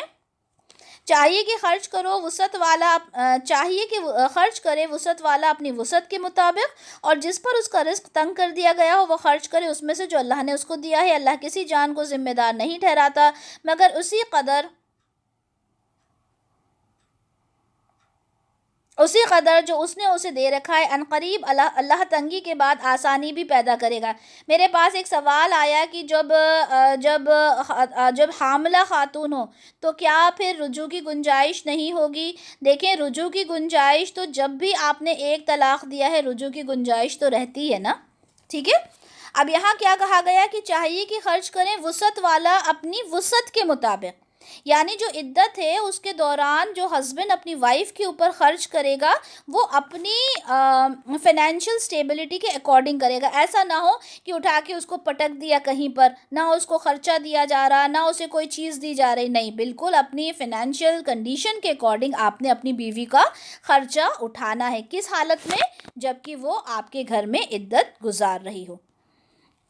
آیت نمبر 8، اور کتنی ہی بستیاں ایسی ہیں جنہوں نے اپنے رب کے حکم اور اس کے رسولوں سے سرکشی کی تو ہم نے ان کا محاسبہ کیا، بہت شدید محاسبہ، اور ہم نے ان کو عذاب دیا، بہت ہولناک عذاب۔ جس نے بھی ہماری بات کو نہیں مانا، اللہ تعالیٰ فرما رہے ہیں کہ ہم نے انہیں عذاب دیا۔ رکو نمبر 2 دیکھتے ہیں، تو انہوں نے اپنے معاملے میں پوری سزا بھگت لی اور ان کے کام کا انجام خسارہ ہی تھا۔ کس کا؟ جن لوگوں نے اللہ کے احکام کو نہیں مانا۔ اللہ نے ان کے لیے بہت شدید عذاب تیار کر رکھا ہے، تو اللہ کا تقوی اختیار کرو اے ہوش مندو جو ایمان بھی لائے ہو، اللہ نے تمہاری طرف ذکر نازل کر دیا، یعنی اللہ تعالیٰ نے ہر ایک بات تمہیں بتا دی ہے۔ یعنی ایک رسول صلی اللہ علیہ وسلم جو اللہ کی آیات بینات تم لوگوں کو پڑھ کر سنا رہا ہے تاکہ وہ نکالے ان لوگوں کو جو ایمان لائے اور جنہوں نے نیک عمل کیے اندھیروں سے نور کی طرف، اور جو کوئی اللہ پر ایمان رکھتا ہے نیک عمل کرتا ہے وہ اسے داخل کرے گا ان باغات میں جن کے نیچے ندیاں بہتی ہوں گی، جن میں وہ لوگ رہیں گے ہمیشہ ہمیشہ۔ اللہ نے ان کے لیے بہت عمدہ رزق فراہم کیا ہے۔ یعنی یہ ساری باتیں ڈسکس کرنے کے بعد اللہ تعالیٰ کی جو آخری آیات ہیں ان میں اللہ تعالیٰ کیا فرما رہے ہیں کہ جو بھی کچھ ہم نے حدود آپ کو بتائی ہیں، جو ایمان رکھنے والے ہیں، عمل صالح کرنے والے ہیں، اللہ سے ڈرنے والے ہیں، اللہ پہ توکل رکھنے والے ہیں، وہ لوگ کیا کریں گے؟ ان باتوں کو مانیں گے، اور رسول اللہ صلی اللہ علیہ وسلم کو کھلی نشانیاں دے کر اللہ تعالیٰ نے بھیج دیا، بتا دیا کہ یہ طریقہ ہے جس پر آپ کو چلنا ہے۔ تو جو ایسا کرے گا اللہ تعالیٰ کی طرف سے اس کو نور جو ہے وہ عطا کیا جائے گا۔ آخری آیت کیا ہے اس سورہ کی؟ اللہ وہ ہے جس نے 7 آسمان بنائے اور زمین میں سے بھی انہی کی مانند، ان کے درمیان اللہ کا امر نازل ہوتا ہے تاکہ تم یقین رکھو کہ اللہ ہر چیز پر قادر ہے، اور یہ ہے کہ اللہ نے اپنے علم سے ہر شے کا احاطہ کیا ہے۔ اللہ تعالیٰ نے بتا دیا کہ اللہ تعالیٰ نے 7 آسمان بنائے اور اسی کی مانند 7 زمینیں بھی بنائیں، ٹھیک ہے۔ یہ ہم کہتے ہیں نا کہ آیت متشابہات میں سے ہے، کیونکہ ہم تو ایک ہی آسمان کو ایکسپلور نہیں کر پائے ہیں ابھی تک۔ 7 آسمانوں میں کیا ہے، کس طرح کے ہیں، کیا وہاں پہ الگ دنیایں موجود ہیں، کیا وہاں پہ کیا معاملات ہیں، واللہ عالم، یہ اللہ تعالیٰ بہتر جانتے ہیں۔ لیکن ہاں، اللہ تعالیٰ نے ہمیں یہ کلیئرلی بتا دیا کہ اللہ تعالیٰ نے 7 آسمان بنائے اور اسی کی مانند زمین، یعنی 7 اگر آسمان ہیں تو زمینیں بھی اللہ تعالیٰ نے 7 ہمارے لیے بنائے۔ وہی بات ہے کہ ہم تو ایک ہی زمین کو ابھی ایکسپلور نہیں کر پائے، لیکن اللہ تعالیٰ کا جو فیصلہ ہوتا ہے، اللہ تعالیٰ کا جو امر ہوتا ہے وہ اکارڈنگلی نازل ہوتا ہے، اور اللہ تعالیٰ ہر چیز پر قادر ہے۔ اللہ تعالیٰ اپنے علم سے ہر شے کا احاطہ کیے ہوا ہے۔ یہاں پر الحمدللہ ہماری سورہ طلاق کمپلیٹ ہوئی ہے۔ اس کے اندر ہمارا جو پہلا رکوع تھا اور دوسرے رکوع میں بھی تقریباً ہم یہ کہہ سکتے ہیں کہ پوری سورہ جو ہے یہ طلاق کے جو میٹر ہے اس سے ریلیٹڈ ہے۔ یہاں پر پھر آپ سے میں بات کہوں گی کہ یہ جو لیکچر ہے، ٹھیک ہے، یہ جو سورہ ہے اس کو آپ نے بہت اچھے سے پڑھنا ہے، ان کنڈیشنز کو سمجھنے کی کوشش کرنا ہے، لیکن پھر بھی ہر ایک عورت کی condition according to the situation ہوتی ہے، ٹھیک ہے۔ Whatever she is feeling, whatever she is facing, وہ اکارڈنگ ٹو دیٹ ہوتی ہے، ٹھیک ہے۔ یہاں پر ہم ایک جو اللہ کی بتائے ہوئے اللہ کے جو احکام ہیں ہم انہیں سمجھ سکتے ہیں، لیکن وہی بات ہے کہ ہر کنڈیشن جو ہوتی ہے ہر ایک عورت کی وہ الگ الگ ہوتی ہے۔ جس طرح سے رسول اللہ صلی اللہ علیہ وسلم نے ایک صحابی سے کہا تم نے 3 طلاق دے دی، تمہاری مرضی کیا تھی؟ اس نے کہا کہ میں تو رسول اللہ میں تو ایک ہی طلاق دینا چاہتا تھا، تو انہوں نے کہا ٹھیک ہے ایک ہی طلاق ہوئی، اب جا کے تم رجوع کر لو. ٹھیک ہے. نیکسٹ سورہ کی طرف چلتے ہیں. سورہ تحریم. سورہ تحریم میں 12 آیات ہیں، 2 رکوع پر یہ مشتمل ہے. اور ہم دیکھتے ہیں کہ اس سورہ کے اندر کون کون سی چیزیں بیان کی گئی ہیں. پہلے ہم یہ دیکھتے ہیں. اور یہ سورہ مدینہ منورہ میں نازل ہوئی تھی، اور اس میں جو مختلف اصول بیان کیے گئے ہیں اس پوری سورہ میں وہ دیکھ لیتے ہیں. پوائنٹ نمبر 1 ہے کہ اللہ تعالیٰ کو حلال کردہ چیز کو نبی کریم صلی اللہ علیہ وسلم بھی حرام نہیں کر سکتے. یعنی اللہ تعالیٰ کی جو حلال کردہ چیزیں ہیں اسے کوئی حرام نہیں کر سکتا، نبی کریم صلی اللہ علیہ وسلم بھی نہیں. دوسرا مسئلہ اس میں یہ بیان کیا گیا کہ اگر کسی مسئلے میں غلط قسم اٹھا لی جائے تو اس قسم کو توڑ کر اس کا کفارہ ادا کرنا چاہیے. تیسری بات بتائی گئی ہے اگر کوئی شخص دوسرے کے سامنے اپنے راز بیان کرتا ہے تو اس پر لازم ہے کہ وہ اس کے راز کی حفاظت کرے. چوتھی چیز یہ ہے کہ مسلمان خواتین کو یہ پوری طرح سے کوشش کرنا چاہیے کہ وہ ہر حال میں اپنے آپ کو اللہ اور اس کے رسول کا پابند رکھیں اور اپنی شرم و حیا کی حفاظت کریں. پانچویں چیز جو اس سورہ میں بیان کی گئی ہے وہ یہ ہے کہ مسلمان کا گھر اسلامی معاشرے کا پہلا اور بنیادی یونٹ ہوتا ہے. اس لیے مومنین پر یہ ذمہ داری ہے کہ وہ اپنے اہل و عیال کی اصلاح کرتے رہیں تاکہ وہ جہنم کی ہولناکیوں سے بچ سکیں. یعنی سب سے جو مین یونٹ ہوتا ہے انسان کی زندگی کا وہ کیا ہے؟ اس کا گھر ہوتا ہے. کہتے ہیں نا، میں کئی بار بولتی بھی ہوں کہ چیریٹی بگنز ایٹ ہوم. ٹھیک ہے، تو اپنے گھر میں اصلاح کرنے کی کوشش کریں، اپنے بچوں کو تربیت دیں. چھٹی بات جو اس میں بتائی گئی ہے وہ یہ ہے کہ ہر مسلمان کا فرض ہے کہ غلطی ہو جانے کے بعد اللہ تعالیٰ کے حضور سچی توبہ کرے. ٹھیک ہے. ساتویں چیز جو بیان کی گئی ہے وہ یہ ہے کہ مسلمان کو کفار اور منافقین کے ساتھ قلبی محبت رکھنے کی بجائے ان کے ساتھ جہاد فی سبیل اللہ میں سختی کرنا چاہیے. آٹھویں چیز یہ ہے کہ اللہ تعالیٰ نے حضرت نوح علیہ السلام اور حضرت لوط علیہ السلام کی بیویوں کا کردار اور انجام بیان فرمایا، جہاں پر یہ بتانا مقصود تھا کہ دیکھیں نبی بھی اگر ہے اور اگر ان کی بیوی بھی اگر ایمان لے کر نہیں آئی تو بھی کوئی فائدہ، مطلب نبی کی بیوی ہونا بھی کوئی فائدہ مند چیز نہیں ہے. ٹھیک ہے، یعنی اگر وہ بھی ایمان نہیں لے کر آئے گی تو اس کے اوپر بھی عذاب ہوگا. ہم دیکھ چکے، ہم پڑھ چکے لوط علیہ السلام کی بیوی کا بھی اور حضرت نوح علیہ السلام کی بیوی کا بھی، وہ ہم یہاں پہ پڑھیں گے.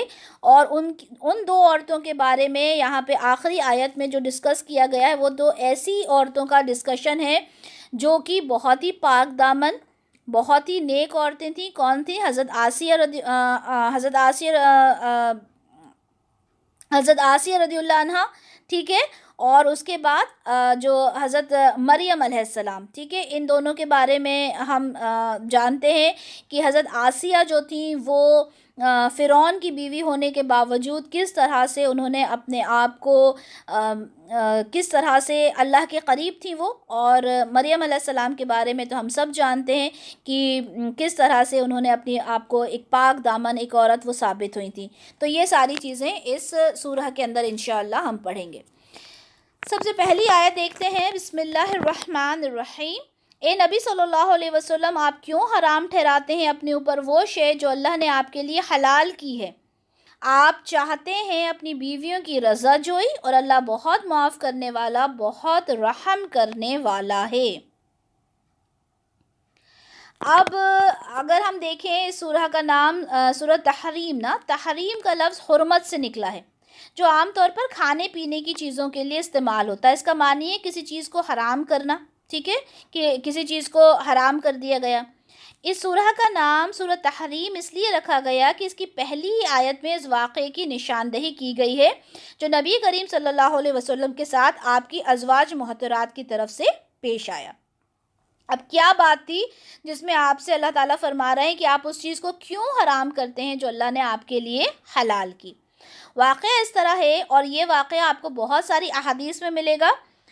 صحیح بخاری کی 6691 آپ کے ساتھ شیئر ہوگی. ویسے بہت ساری احادیث میں آپ کو یہ واقعہ ملے گا. اچھا، واقعہ کچھ اس طرح کا ہے کہ نبی کریم صلی اللہ علیہ وسلم جب عصر کی نماز کے بعد اپنی ازواج محترات کے ہاں باری باری کچھ وقت گزارا کرتے تھے، یعنی سب کے یہاں ایک چکر لگایا کرتے تھے. اور میں صرف مفہوم بتا رہی ہوں آپ کو، ٹھیک ہے. حدیث آپ کو بہت ساری اس سے ریلیٹڈ مل جائیں گی. اور آپ حضرت زینب رضی اللہ عنہ کے پاس تشریف لے گئے اور وہاں انہوں نے آپ کو شہد دیا، ٹھیک ہے. آپ کو شہد بہت پسند تھا اور اس وجہ سے آپ وہاں پہ تھوڑی دیر زیادہ رک جاتے تھے. اب حضرت عائشہ اور حضرت حفصہ دونوں نے یہ بات محسوس کی کہ آپ یہاں پہ زیادہ دیر رک رہے ہیں، ہمارے پاس کم رک رہے ہیں. اور یہ کیا ہوتا ہے، یہ انسانی فطرت ہوتی ہے، ٹھیک ہے. آپ صلی اللہ علیہ وسلم کی ازواج تھیں، ٹھیک ہے، امہات المومنین تھیں، لیکن بہرحال تھیں تو انسان ہی، ٹھیک ہے. تو یہ تو ان کے اندر ایک فیلنگ آتی تھی کہ یہ حضرت زینب کے یہاں زیادہ کیوں رکے. اب انہوں نے آپس میں مشورہ کیا اور کچھ روایات میں آتا ہے کہ حضرت سعودہ رضی اللہ عنہا کو بھی انہوں نے اپنے ساتھ ملا لیا اور کہا کہ جب اللہ کے رسول ہمارے گھروں میں آئیں گے تو ہم ان سے کیا کہہ دیں گے کہ کیا آپ نے مغافیر کا رس پیا ہے، ٹھیک ہے. یہ مغافیر ایک ایسا پھول ہوتا ہے جس سے تھوڑی سی کچھ اسمیل آتی ہے، بری اسمیل آتی ہے، ٹھیک ہے. تو آپ کو یہ تو معلوم تھا کہ یہ شہد ہے، لیکن انہوں نے اس طرح کا جھوٹ، اس طرح کا مطلب اس طرح کی ایک بات کہی جس سے آپ صلی اللہ علیہ وسلم تھوڑا سا الرٹ ہو جائیں گے اور وہ مطلب حضرت زینب کے پاس رکنا کم کر دیں گے. تو آپ صلی اللہ علیہ وسلم کو بدبو کے نام سے بڑی ہی برا لگتا تھا کہ ان کے پاس سے کسی بھی طرح کی بری اسمیل آئے. تو اب ہوا یہ کہ حضرت حفصہ رضی اللہ عنہا، حضرت عائشہ رضی اللہ عنہا، حضرت سعودہ رضی اللہ عنہا، تینوں نے یہی بات کی. کچھ میں 2 کا آتا ہے، کچھ میں 3 کا آتا ہے، کسی میں اور بھی زیادہ کا آتا ہے. تو انہوں نے کہا کہ آپ کے منہ سے کچھ اسمیل آ رہی ہے، کچھ مغافیر جیسی اسمیل آ رہی ہے. تو آپ صلی اللہ علیہ وسلم نے کہا کہ نہیں، میں نے تو شہد کنزیوم کیا تھا. لیکن جب ایک نے کہا، 2 نے کہا، 3 نے کہا، تو آپ کو یہ بات لگی کہ شہد کو کھانے سے میرے منہ سے اسمیل آ رہی ہے. تو آپ نے اس بات کی قسم اٹھا لی، ٹھیک ہے.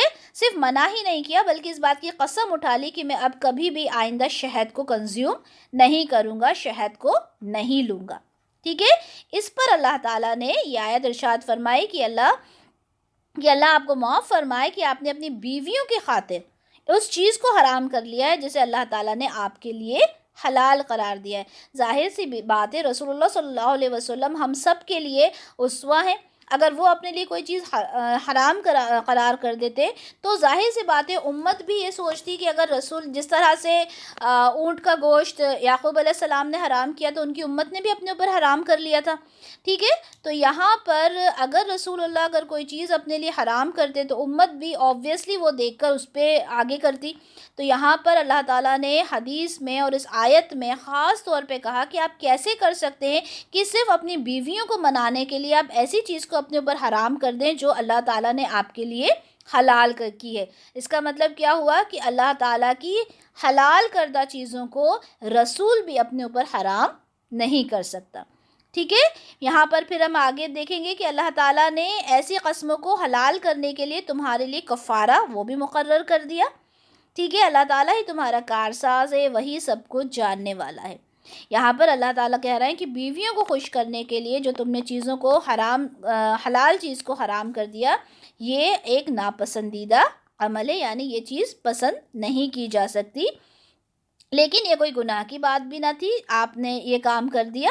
تو یہاں پر صرف اللہ تعالیٰ ان کو بتا رہے ہیں کہ آپ نے جو کام کیا وہ ٹھیک نہیں تھا. آیت نمبر 2 میں دیکھتے ہیں اللہ نے تمہارے لیے اپنی قسموں کو کھولنے کا طریقہ مقرر کر دیا اور اللہ تمہارا مددگار ہے، وہ سب کچھ جاننے والا، کمال حکمت والا ہے. اب آپ نے کیونکہ قسم کھا لی تھی کہ میں شہد کو کبھی کنزیوم نہیں کروں گا، شہد کو نہیں کھاؤں گا، لیکن اللہ تعالیٰ نے کہا کہ نہیں، آپ ایسا کر نہیں سکتے. اب آپ نے قسم کھائی، اب آپ کیا کریں؟ اب آپ نے قسم کا کفارہ دینا ہوگا. اچھا، قسم کا کفارہ کیا ہوتا ہے؟ سورہ مائدہ کی آیت نمبر 89 میں ہم اس کا جو کفارہ ہے وہ ہم دیکھ چکے، ٹھیک ہے. کفارہ کیا ہے کہ درمیانی درجے کا 10 مسکینوں کو کھانا کھلانا ہے جو تم اپنے گھر والوں کو کھلاتے ہو، یا انہیں کپڑے پہنانا ہے، یا ایک گردن آزاد کرنا ہے. جو یہ نہ پائے تو 3 دن روزے رکھنا ہے. یہ ہے تمہاری قسموں کا کفارہ. تو اللہ تعالیٰ نے کیا فرمایا رسول اللہ سے کہ تمہیں یہ کفارہ ادا کرنا ہوگا، اور اللہ تمہارا مددگار ہے اور وہ سب کچھ جاننے والا، کمال حکمت والا ہے. اللہ تعالیٰ سب جانتا ہے کہ ہاں آپ نے یہ جو کام کیا اپنی بیویوں کی رضا جوئی کے لیے کیا تھا، آپ نے یہ کام نہیں کرنا اور اپنی قسم کا اب آپ نے کفارہ ادا کرنا ہے.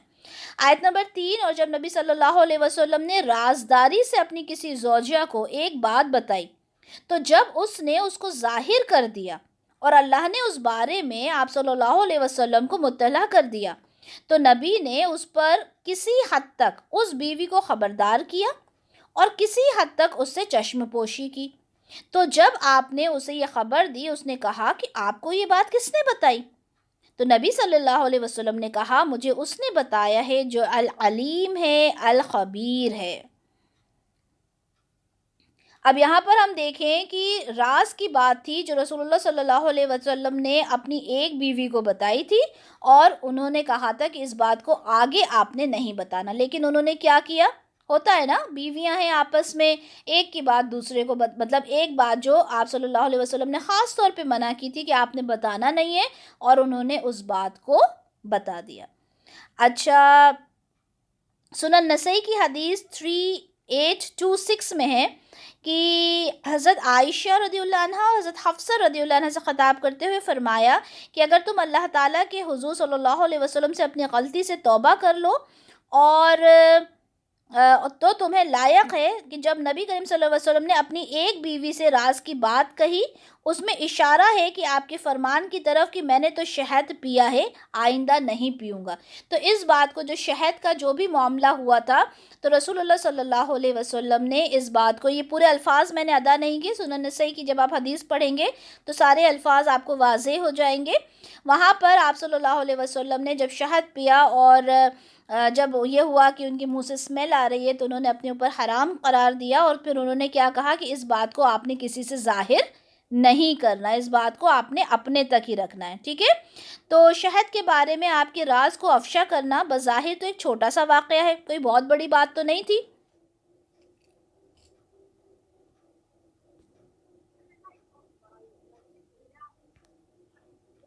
اچھا، السلام علیکم ورحمۃ اللہ وبرکاتہ۔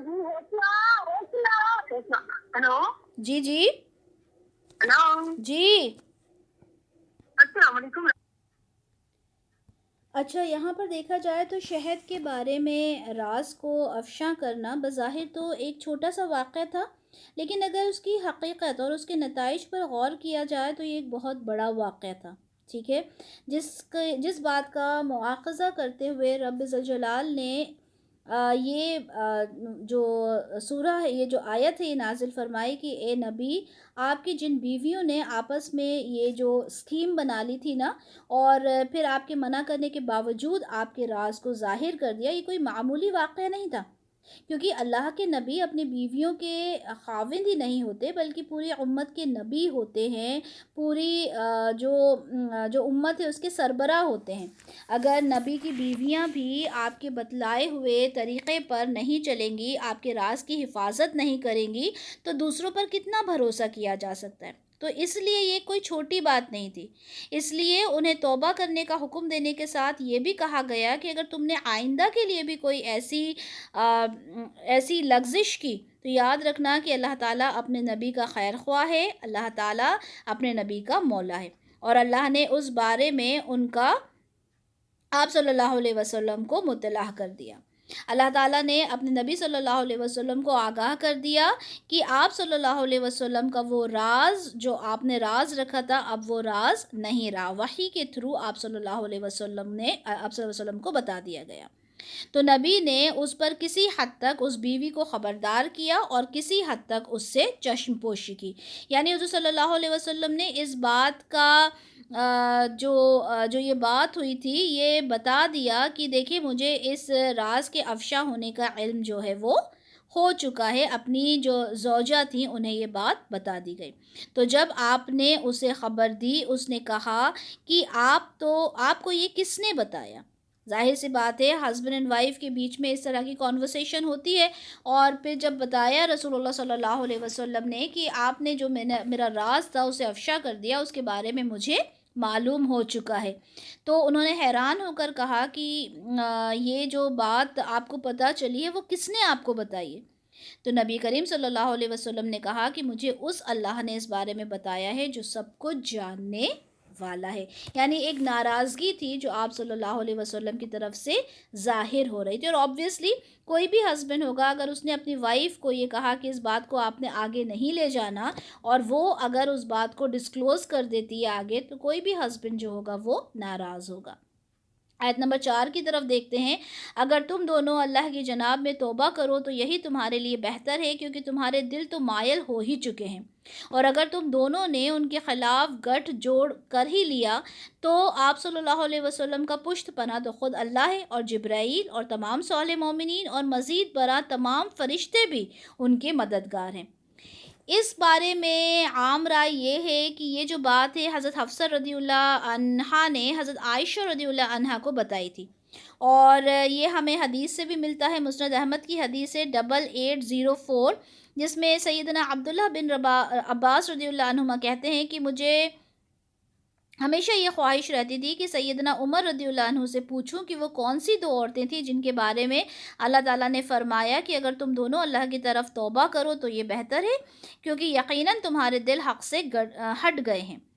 ایک مرتبہ سیدنا عمر رضی اللہ عنہ نے حج کا ارادہ کیا، اور اس زمانے میں حضرت عبداللہ بن عباس بھی آپ کے ساتھ تھے، اور آپ نے ان سے یہ سوال کیا، جس پر حضرت عمر رضی اللہ عنہ نے بتایا کہ یہ جن کے بارے میں بات ہو رہی ہے یہ دونوں حضرت عائشہ اور حضرت حفصہ ہیں۔ تو اس حدیث سے ہمیں یہ بات کلیئر ہو جاتی ہے کہ یہ جو آیت نازل ہوئی کہ جو بات چھپانے کے لیے کہی گئی تھی اور وہ بات بتا دی، یہ جو دونوں عورتیں ہیں ان کا جو ذکر آیا ہے وہ حضرت حفصہ اور حضرت عائشہ رضی اللہ عنہما ہیں۔ اور اگر تم دونوں نے ان کے خلاف گٹھ جوڑ کر ہی لیا ہے، دیکھیں یہ بہت ہی سخت الفاظ ہیں جو اللہ تعالیٰ نے یہاں پر ادا کیے ہیں۔ قرآن کے ایسے مقامات کو سمجھنے کے لیے بنیادی طور پر یہ اصول ہم نے ذہن میں رکھنا ہے کہ جن کے مراتب جتنے زیادہ بلند ہوں گے، ان کا ہلکا سا بھی تھوڑا اوپر نیچے ہو جانا وہ بھی اللہ تعالیٰ کے یہاں قابل گرفت ہو جاتا ہے، کہ یہ ایک بہت بڑی بات نہیں تھی، لیکن کیونکہ وہ امہات المومنین تھی، ان کا درجہ بہت بڑا تھا، اس لحاظ سے یہ بات بھی بہت بڑی تھی اور اللہ نے یہ آیت نازل کی۔ آپ صلی اللہ علیہ وسلم کا پشت پناہ تو خود اللہ ہے، اور جبرائیل اور تمام صالح مومنین اور مزید برآں تمام فرشتے بھی ان کے مددگار ہیں۔ تو لہٰذا بہتر تو یہ ہے کہ اگر تم لوگ ہمارے رسول کے ساتھ جو بھی معاملہ کرو، ٹھیک ہے، ان کے مقام اور مرتبے کی مناسبت سے کیا کرو، ٹھیک ہے۔ تمہارے میاں بیوی کا رشتہ ہے وہ اپنی جگہ ہے، لیکن حقیقت یہ ہے کہ کسی لمحہ بھی نظر انداز نہیں کیا جا سکتا اس بات کو کہ وہ تمہارے شوہر ہونے کے ساتھ ساتھ اللہ کے رسول بھی ہیں، اور اگر تم اس طرح کی کوئی حرکت کرو گی تو اللہ تعالیٰ کی طرف سے ان کو یہ بات بتا دی جائے گی، اور پھر جبرائیل علیہ السلام ہیں، صالح مومنین ہیں، فرشتے ہیں، وہ سب تو ہیں موجود انہیں بتانے کے لیے، اگر تم کوئی پلاننگ ان کے خلاف کر رہے ہو۔ بڑے سخت الفاظ ہیں، لیکن یہ امہات المومنین کے لیے اللہ تعالیٰ نے ادا کیے۔ آیت نمبر 5 دیکھتے ہیں، بعید نہیں کہ اگر وہ تم سب کو طلاق دے دیں تو ان کا رب انہیں تم سے کہیں بہتر بیویاں عطا کر دے، اطاعت شعار ایمان والیاں، فرما بردار، توبہ کرنے والیاں، عبادت گزار، لذات دنیاوی سے بیگانہ، شوہر دیدہ بھی اور کنواری بھی۔ ان الفاظ میں ازواج محترات کی سیرت اور ایک کردار کی جھلک ہم کو ملتی ہے کہ دیکھیں تمہارے اندر یہ ساری صفات موجود ہیں، تم اطاعت شعار ہو، تم ایمان والیاں ہو، فرما بردار ہو، توبہ کرنے والی ہو، ٹھیک ہے، لیکن اس بات پر تمہیں ناز نہیں ہونا چاہیے۔ اللہ تعالیٰ ان اوصاف کی حامل تم سے بہتر خواتین نبی کریم صلی اللہ علیہ وسلم کے لیے ایز اے ازواج مہیا کر سکتے ہیں۔ اللہ تعالیٰ کے لیے کوئی بات بڑی نہیں ہے۔ اور اس کے بارے میں اگر ہم دیکھیں، مسند احمد کی حدیث دیکھیں 8804، جس میں حضرت عمر رضی اللہ عنہ سے یہ کی حدیث ہے یہ کہ اس میں آپ فرماتے ہیں کہ میں اپنی بیوی کے اوپر کسی بات پر چلایا، جس پر ان کی بیوی نے، حضرت عمر فاروق کی بیوی نے ان کو کسی بات پر جواب دے دیا، تو آپ کو یہ چیز بڑی ناگوار گزری، اور جب آپ کو ناگوار گزری تو آپ کی بیوی نے یہ کہا کہ آپ کو میرا جواب دینا تو برا لگ رہا ہے، ٹھیک ہے، اور آپ کی جو جو نبی کریم صلی اللہ علیہ وسلم کی بیویاں ہیں وہ تو خود آپ کو جواب دے دیا کرتی ہیں. کئی بار تو ایسا ہوتا ہے کہ رات بھر وہ آپ سے بات نہیں کرتی. تو حضرت عمر فاروق کہتے ہیں کہ میں اس بات پر گھبرایا اور انہیں اپنی اپنی بیٹی کا خیال آیا کہ حضرت حفصہ جو تھیں وہ بڑی غصے کی تیز تھیں. ٹھیک ہے. تو وہ حضرت حفصہ رضی اللہ عنہا کے پاس گئے اور ان سے اس بارے میں معلوم کیا. تو انہوں نے کہا جی یہ بات بالکل ٹھیک ہے، میں تو ایسے ہی کرتی ہوں. تو حضرت عمر فاروق نے انہیں سمجھایا کہ تم اگر ایسا کرتی ہو تو اللہ تعالیٰ کے لیے کوئی بعید نہیں کہ وہ رسول اللہ تمہیں طلاق دے دیں، تم اس طرح کی حرکتیں کیوں کرتی ہو. اور ہوا بھی یہ کہ ایک بار ایک حضرت عمر فاروق کے ایک انصاری دوست تھے اور انہوں نے کہا کہ نبی کریم صلی اللہ علیہ وسلم نے اپنی بیویوں کو طلاق دے دی. اب یہ جیسے ہی سنا انہوں نے تو انہوں نے کہا کہ حفصہ جو ہیں وہ تو نامراد اور خسارہ میں ہو گئی، کیونکہ وہی بڑی جو تھی سخت تھی، تیز تھی مزاج میں. تو جب وہ حضرت حفصہ کے پاس گئے تو دیکھا کہ وہ رو رہی تھیں اور ان سے پوچھا کہ کیا تمہیں رسول اللہ نے طلاق دے دیا؟ تو انہوں نے کہا مجھے نہیں معلوم کہ کیا ہے. پھر وہ آپ صلی اللہ علیہ وسلم کے پاس گئے. کافی لیندی یہ حدیث ہے، ٹھیک ہے، آپ لوگ اسے پڑھ لیجئے گا، مسند احمد کی 8804. اور آپ گئے اور آپ نے جب رسول اللہ صلی اللہ علیہ وسلم سے سوال کیا کیا آپ نے اپنی بیویوں کو طلاق دے دی ہے، جس پر آپ صلی اللہ علیہ وسلم نے کہا کہ نہیں، میں نے ان کو طلاق نہیں دی. ٹھیک ہے. اور رسول اللہ صلی اللہ علیہ وسلم جو تھے وہ کسی بات پر آپ سے جو تھے وہ ناراض ہو گئے تھے. ٹھیک ہے. اور یہ جو بات ہے کسی بات پہ ناراض ہو گئے تھے، اوبویسلی ہم نے دیکھا پچھلی جو آیات ہم نے دیکھی اور اس سے ریلیٹڈ ہم نے احادیث دیکھی، تو یہ جو بات جو انہوں نے راز افشاں کر دیا تھا اسی سے ریلیٹڈ ہے. ٹھیک ہے. اور انہوں نے پھر یہ کہا کہ میں تم لوگوں سے بہت خفا ہوں اور 1 مہینے تک میں تمہارے قریب نہیں آؤں گا، تمہارے پاس نہیں آؤں گا. ٹھیک ہے. تو یہ بات ہمیں مسند احمد کی 8804 میں یہ چیز ملتی ہے. اور یہی بات اللہ تعالیٰ فرماتے ہیں کہ دیکھو تم تم لوگ اتنی صفات رکھتی ہو، تمہارے یہ اوصاف ہیں، تم فرما بردار ہو، تم توبہ کرنے والی ہو، لیکن اس بات پہ ناز نہیں کرنا. اگر اللہ چاہیں تو رسول اللہ صلی اللہ علیہ وسلم تم سب کو طلاق دے دیں اور اس کے بعد کوئی بعید نہیں کہ تمہاری جگہ کوئی اور عورتیں ہوں جو انہی اوصاف والی ہوں، جو آپ صلی اللہ علیہ وسلم کی ازواج بن کر آ سکتی ہیں. آیت نمبر 6 دیکھتے ہیں. اہل ایمان بچاؤ اپنے آپ کو اور اپنے اہل و عیال کو اس آگ سے جس کا ایندھن بنیں گے انسان اور پتھر، اس پر بڑے تندخو بہت سخت دل فرشتے معمور ہیں. اللہ ان کو جو حکم دے گا وہ فرشتے اس کی نافرمانی نہیں کریں گے اور وہی کریں گے جس کا انہیں حکم دیا جائے گا. یہاں پر جیسے کہ میں نے پہلے ہی آپ کو جو اس کی کنڈیشنز بتائی تھی، اس کے مین پوائنٹس بتائے تھے آپ لوگوں کو اس سورہ کے، اس میں یہ تھا کہ آپ نے سب سے پہلے اپنا جو کام کرنا ہے وہ اپنے اہل و عیال کے لیے کرنا ہے. آپ نے اس ایندھن سے اپنے گھر والوں کو بچانا ہے جس کا ایندھن انسان اور پتھر بنیں گے. ٹھیک ہے. اور اس کے لیے بہت ہی سخت دل فرشتے معمور کر دیے جائیں گے. یعنی جب وہ انسانوں کو اس جلتی ہوئی آگ میں جلائیں گے تو وہ اتنے سخت دل فرشتے ہوں گے کہ ان کے دل کو کوئی اثر بھی نہیں ہوگا. وہ صرف اللہ کی فرما برداری میں لگے ہوئے ہیں. ٹھیک ہے. اللہ کا فرمان سنتے ہی وہ اپنے کام میں لگ جائیں گے. تو یہاں پر اللہ تعالیٰ فرما رہے ہیں کہ اپنے اہل و عیال کو اس آگ سے تمہیں بچانا ہے، یعنی ان کو نیک تعلیم دینا ہے، اپنی اولاد کو اچھی تربیت دینا ہے، اپنی فیملی کو سمجھانا ہے. اگر ہسبینڈ ہے تو وہ اپنی وائف کو اچھی تعلیم دے، وائف ہے تو اپنے ہسبینڈ کو نیک تربیت دے، تاکہ اس دن سے انہیں بچایا جا سکے جس دن کوئی بھی آپ کا مددگار نہیں ہوگا سوائے اللہ کے. آیت نمبر 7 دیکھتے ہیں. اس دن کہہ دیا جائے گا اے کافروں، آج تم عذر مت پیش کرو، آج تمہیں بدلے میں وہی کچھ دیا جا رہا ہے تو جو تم عمل کر کے لائے ہو. آج کوئی بھی ایکسکیوزز دینے سے کچھ نہیں ہوگا، بلکہ جو کچھ تم نے دنیا میں کیا تھا اس کا ہی تمہیں یہاں پہ بدلہ دیا جا رہا ہے. یہاں پہ ہمارا پہلا رکوع ختم ہوتا ہے. سیکنڈ رکوع کی طرف چلتے ہیں. اے اہل ایمان توبہ کرو اللہ کی جناب میں خالص توبہ. امید ہے تمہارا رب تم سے تمہاری برائیوں کو دور کر دے گا اور تمہیں داخل کر دے گا ایسے باغات میں جن کے دامن میں ندیاں بہتی ہوں گی، جس دن اللہ اپنے نبی کو اور ان کے ساتھ ایمان لانے والوں کو رسوا نہیں کرے گا. اس دن ان کا نور دوڑتا ہوگا ان کے سامنے اور ان کے داہنی طرف. وہ کہیں گے اے ہمارے رب، ہمارے لیے ہمارے نور کو کامل کر دے اور تو ہمیں بخش دے، یقیناً تو ہر شے پر قادر ہے.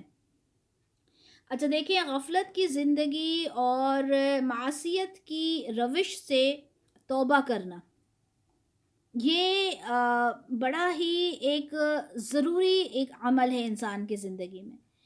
یوں سمجھیں کہ زندگی کا رخ بدلنے کا جو حکم ہے وہ دیا جا رہا ہے کہ ایمان کے دعوے داروں، ذرا اپنی زندگی کی شب روز پر غور کرو کہ تمہارا رخ کس طرف ہے، تمہارے زندگی کی سفر کی منزل کیا ہے، تم رسول اللہ صلی اللہ علیہ وسلم کے نقش قدم پر چل بھی رہے ہو، ان کی پیروی کر بھی رہے ہو یا نہیں۔ تو یہاں پر اللہ تعالیٰ کیا فرما رہے ہیں کہ توبہ کرو اللہ کی جناب میں، خالص توبہ تمہیں کرنا ہے۔ جس طرح سنن ترمذی کی حدیث 3334 میں ہے کہ جب انسان توبہ کرتا ہے تو توبہ کرنے سے کیا ہوتا ہے، اس کا جو ایک دھبا، جو ایک سیاہ دھبا اس کے جو دل پر لگ جاتا ہے وہ ہٹ جاتا ہے جب بندہ توبہ کرتا ہے۔ اسی طرح سے سنن ترمذی کی 3538 میں ہے کہ اللہ تعالیٰ اپنے بندے کی توبہ سے اس سے کہیں زیادہ خوش ہوتا ہے جتنا کہ کوئی شخص اپنی کھوئی ہوئی چیز کو واپس پا کر ہوتا ہے۔ اور اسی طرح دیکھتے ہیں سلسلۃ الصحیحہ کی حدیث 134 میں فرمایا گیا کہ اگر کوئی گناہ تم سے ہو جائے تو تم نے کیا کرنا ہے، اللہ تعالیٰ کے حضور معافی مانگنا ہے، اس سے توبہ کرنا ہے، کیونکہ گناہ سے توبہ ندامت اور استغفار ہے۔ اللہ تعالیٰ آگے فرماتے ہیں کہ تمہیں داخل کرے گا ایسے باغات میں جن کے دامن میں ندیاں بہتی ہوں گی۔ یعنی جب بندہ توبہ کر لیتا ہے تو کیا ہو جاتا ہے، وہ اپنے گناہوں سے پاک صاف ہو جاتا ہے، اور اللہ تعالیٰ پھر ایسے بندوں کو ایسے باغات میں داخل کریں گے جن کے دامن میں ندیاں بہتی ہوں گی۔ جس دن اللہ اپنے نبی کو اور ان کے ساتھ ایمان والوں کو رسوا نہیں کرے گا، اس دن ان کا نور دوڑتا ہوگا ان کے سامنے اور ان کی داہنی طرف۔ یعنی یہ کس نور کی بات ہو رہی ہے، پل صراط کا جو ماحول ہوگا اس میں جو نور دیا جائے گا، دیکھیں ہر بندے کو اس کا جو نور ہوگا وہ اپنا نور لے کر چلے گا، ٹھیک ہے، اور جتنا ایمان ہوگا، جتنے جو اعمال صالح اس نے کیے ہوں گے اسی کے اکارڈنگ اس کا نور ہوگا۔ کسی کا نور تو ایسا ہوگا کہ ہر طرف اس کا نور ہوگا، کسی کا نور ایسا بھی ہوگا جو صرف قدموں قدموں تک ہوگا۔ تو یہاں پر یہ سمجھنے کی بات ہے کہ صراط مستقیم جو پل صراط ہے وہ ایک بہت ہی مشکل اور اندھیروں بھرا راستہ ہے، جس میں آپ کو کوئی ٹارچ، آپ کو کوئی نور نہیں دیا جائے گا۔ آپ کو جو نور ہوگا وہ آپ کا خود کا نور ہوگا، جو آپ کے اعمال کے اکارڈنگ آپ کو نظر آئے گا، اور اسی کے اکارڈنگ آپ اپنا راستہ آگے دیکھ سکیں گے۔ آیت نمبر 9، اے نبی صلی اللہ علیہ وسلم جہاد کیجئے کافروں سے بھی اور منافقین سے بھی، اور ان پر سختی کیجئے، ان کا ٹھکانہ جہنم ہے اور وہ بہت برا ٹھکانہ ہے۔ ٹھیک ہے، تو یہاں پر نبی کریم صلی اللہ علیہ وسلم سے کیا کہا گیا کہ یہ جو منافق ہیں، جو کافر ہیں، یہ آپ کے ساتھ جس طرح کا برتاؤ کرتے ہیں، جس طرح کا آپ کے ساتھ بیہیویئر کرتے ہیں، اب آپ نے کیا کرنا ہے، ان کے ساتھ آپ نے سختی کرنا ہے، کیونکہ ان کا جو ٹھکانہ ہے وہ تو جہنم آلریڈی الاٹ ہو چکا ہے۔ ٹھیک ہے، اب آپ نے، کیونکہ یہ مدنی سورہ ہے، یہاں پر آپ کو اجازت دی گئی کہ آپ نے جہاد کرنا ہے۔ اب آپ نے ہاتھ باندھ کر ان کی باتوں کو سننا نہیں ہے، بلکہ اب آپ نے جہاد کے لیے تیار ہو جانا ہے۔ کس کے ساتھ؟ کافروں کے ساتھ بھی اور منافقین کے ساتھ بھی۔ ان کا ٹھکانہ جہنم ہے، جو کہ بہت ہی برا ٹھکانہ۔ آیت نمبر 10، اللہ نے مثال بیان کی ہے کافروں کے لیے نوح علیہ السلام کی بیوی اور لوط علیہ السلام کی بیوی کی۔ وہ دونوں ہمارے دو بہت صالح بندوں کے عقد میں تھیں، تو انہوں نے ان سے خیانت کی، تو وہ دونوں اللہ کے مقابل میں ان کے کچھ بھی کام نہ آ سکے، اور آخرت میں کہہ دیا جائے گا کہ تم دونوں داخل ہو جاؤ آگ میں دوسرے سب داخل ہونے والوں کے ساتھ۔ اب دیکھیں یہاں پر اللہ تعالیٰ نے یہاں سے جو 10، 11، 12 یہ جو 3 آیات ہیں، اس میں ہم دیکھیں گے کہ اللہ تعالیٰ نے کس طرح سے جو خواتین ہیں ان کا ذکر کیا۔ یہاں پہ نوح علیہ السلام کی بیوی اور لوط علیہ السلام کی بیوی کا تذکرہ کیا کہ وہ ہمارے دو بہت ہی صالح بندوں کی بیویاں تھیں۔ ٹھیک ہے، ہمارے دو جو نوح علیہ السلام اور لوط علیہ السلام، ان کی بیویاں ہونے کے باوجود جب انہوں نے خیانت کی، یعنی جو حکم، جو رسولوں کا حکم تھا اس کو نہیں مانا، اللہ کی خلاف ورزی کی، اپنے رسول کی خلاف ورزی کی، تو اللہ تعالیٰ نے کیا کیا، ان دونوں کے لیے یہ کہہ دیا کہ بھائی ان کے لیے بھی جو جہنم ہے، باقی جیسے جہنم میں داخل ہوں گے وہ بھی جہنم میں داخل ہو جائیں گی۔ یعنی ایک اتنے صالح نیک بندے کی، ایک رسول کی بیوی ہونا بھی انہیں کوئی فائدہ نہیں دے گا۔ انسان اگر یہ سوچے کہ اوکے میرے گھر میں میرا ہسبینڈ بہت ہی زیادہ نمازیں پڑھتا ہے تو اس کا فائدہ مجھے ہو جائے گا، ایسا نہیں ہوگا، یا بیوی نمازیں پڑھتی ہے تو اس کا فائدہ ہسبینڈ کو ہو جائے گا، ایسا نہیں ہوگا۔ جب ایک رسول کی بیوی کو بھی اس چیز کا فائدہ نہیں پہنچ سکا تو کسی اور کی تو کوئی بات ہی نہیں ہو سکتی، ٹھیک ہے۔ تو یہاں پر خاص طور پہ اللہ تعالیٰ نے فرما دیا کہ ایک نبی کی بیوی بھی اگر فرما بردار نہیں ہے تو اس کا ٹھکانہ بھی جہنم ہے۔ آیت نمبر 11، اور اہل ایمان خواتین کے لیے اللہ نے مثال بیان کی ہے فرعون کی بیوی کی، جب اس نے کہا اے میرے پروردگار تو میرے لیے بنا دے اپنے پاس ایک گھر جنت میں، اور مجھے نجات دے دے فرعون سے بھی اور اس کے عمل سے بھی، اور مجھے اس ظالم قوم سے جلد چھٹکارا دلا دے۔ اب یہ جو حضرت آسیہ رضی اللہ عنہا ہیں، ٹھیک ہے، ہم ان کے بارے میں بہت اچھے سے جانتے ہیں کہ وہ فرعون کی بیوی تھی، لیکن وہ اللہ کی فرما بردار خاتون تھی، اور وہ موسیٰ علیہ السلام پر ایمان لے کر آئی تھیں، اللہ کو بہت اچھے طریقے سے ان کو فالو کرتی تھیں، ان کی اطاعت کرتی تھیں، ان کی فرما برداری کرتی تھیں۔ تو اللہ تعالیٰ سے انہوں نے دعا کی کہ اللہ تعالیٰ یہ جو فرعون کی جو مشکلات ہیں فرعون کی وجہ سے مجھے ہو رہی ہیں، اللہ تعالیٰ تو مجھے ان سے نجات دلوا دے۔ اچھا، اب آپ دیکھیں کہ جو حضرت آسیہ تھیں ان کو کس چیز کی کمی تھی؟ ظاہر سی بات ہے بادشاہ کی بیوی تھی، ہر عیش و آرام ان کے لیے موجود تھا، کن نازوں میں وہ رہتی ہوں گی، لیکن اس کے باوجود وہ جانتی تھیں کہ اصل کامیابی یا اصل جو لگژری ہے وہ یہ دنیا میں نہیں ہے بلکہ وہ اللہ تعالیٰ کی اطاعت میں ہے، ٹھیک ہے۔ تو انہوں نے کیا کہا کہ اللہ تعالیٰ میں ان ساری چیزوں سے نجات حاصل کرنا چاہتی ہوں، مجھے ظالم قوم سے جلد چھٹکارا دلا دیجیے۔ آیت نمبر 12 دیکھتے ہیں، اور عمران کی بیٹی مریم علیہ السلام جس نے اپنی عصمت کی حفاظت کی تو ہم نے اس میں اپنی روح سے پھونکا، اور اس نے تصدیق کی اپنے رب کی تمام باتوں کی اور اس کی کتابوں کی، اور وہ بہت ہی فرما برداروں میں سے تھی۔ اب یہاں پر ایسے خاتون کی مثال دی جا رہی جو خود بھی نیک تھی اور ان کی تربیت بھی انتہائی پاکیزہ تھی۔ اللہ تعالیٰ فرماتے ہیں ہم نے اس میں اپنی روح میں سے پھونکا، اور اس نے تصدیق کی اپنے رب کی تمام باتوں کی اور اس کی کتابوں بھی۔ اچھا، حضرت مریم علیہ السلام کو وحی کے ذریعے فرشتے جو کچھ بتاتے رہے انہوں نے وہ سب باتیں دل و جان سے تسلیم کی، جیسے کہ اللہ نے کہا کہ اللہ تعالیٰ نے تمہیں تمام جو دنیا کی جتنی بھی عورتیں ہیں ان میں سے تمہیں چن لیا ہے، اور ان کو یہ بھی بتا دیا گیا تھا کہ تمہیں اللہ کے حکم سے بیٹا ہوگا، ٹھیک ہے۔ تو انہوں نے ہر ایک بات کو تسلیم کیا کہ یہ میرے اللہ کا حکم ہے، اور وہ بہت ہی فرما برداروں میں سے تھی۔ ان تینوں مثالوں کے ذریعے خواتین کے حوالے سے 3 یہاں پہ صورتیں بیان کی گئیں۔ کیا بیان کیا گیا کہ بہترین شوہر کے یہاں بدترین بیوی ہوتی ہیں، یعنی نوح علیہ السلام اور لوط علیہ السلام کے یہاں بدترین بیوی تھی، بدترین شوہر کے یہاں بہترین بیوی ہوتی ہے، یعنی فرعون کے پاس حضرت آسیہ تھی، اور بہترین ماحول میں بہترین خاتون کا ہونا جو حضرت مریم علیہ السلام کے بارے میں ہے، ٹھیک ہے۔ اچھا، چوتھی ایک اور کنڈیشن ہو سکتی ہے کہ شوہر بھی بدترین ہو اور اس کی بیوی بھی بدترین ہو، اور اس کی مثال بھی ہمیں قرآن میں ملتی ہے۔ کیا ہمیں مثال ملتی ہے؟ سورہ لہب میں ہم نے دیکھا کہ ابو لہب اور اس کی بیوی جو تھی جمیل، اس کے بارے میں ہم دیکھیں تو وہ بدترین شوہر تھا اور اس کی بیوی جو تھی وہ بھی بدترین تھی۔ تو یہاں پر ہم نے یہ دیکھنا ہے کہ ایک انسان، ٹھیک ہے، ایک کپل کی اگر ہم بات کریں ایز اے کپل کی، تو اس کے اندر ایک اچھا انسان ضروری نہیں ہے کہ اس کی بیوی بھی اچھی ہو، اور ایک اچھی بیوی ہو ضروری نہیں ہے کہ اس کا شوہر بھی اچھا ہو، لیکن ہاں ہر ممکن کوشش کرنا چاہیے کہ ہم، جیسے کہ ہم نے پچھلی آیت میں پڑھا کہ ہر ممکن کوشش ہمیں یہ کرنا چاہیے کہ اپنے اہل عیال کو ہم اس آگ سے بچا سکیں جس آگ کا ایندھن انسان اور پتھر ہے۔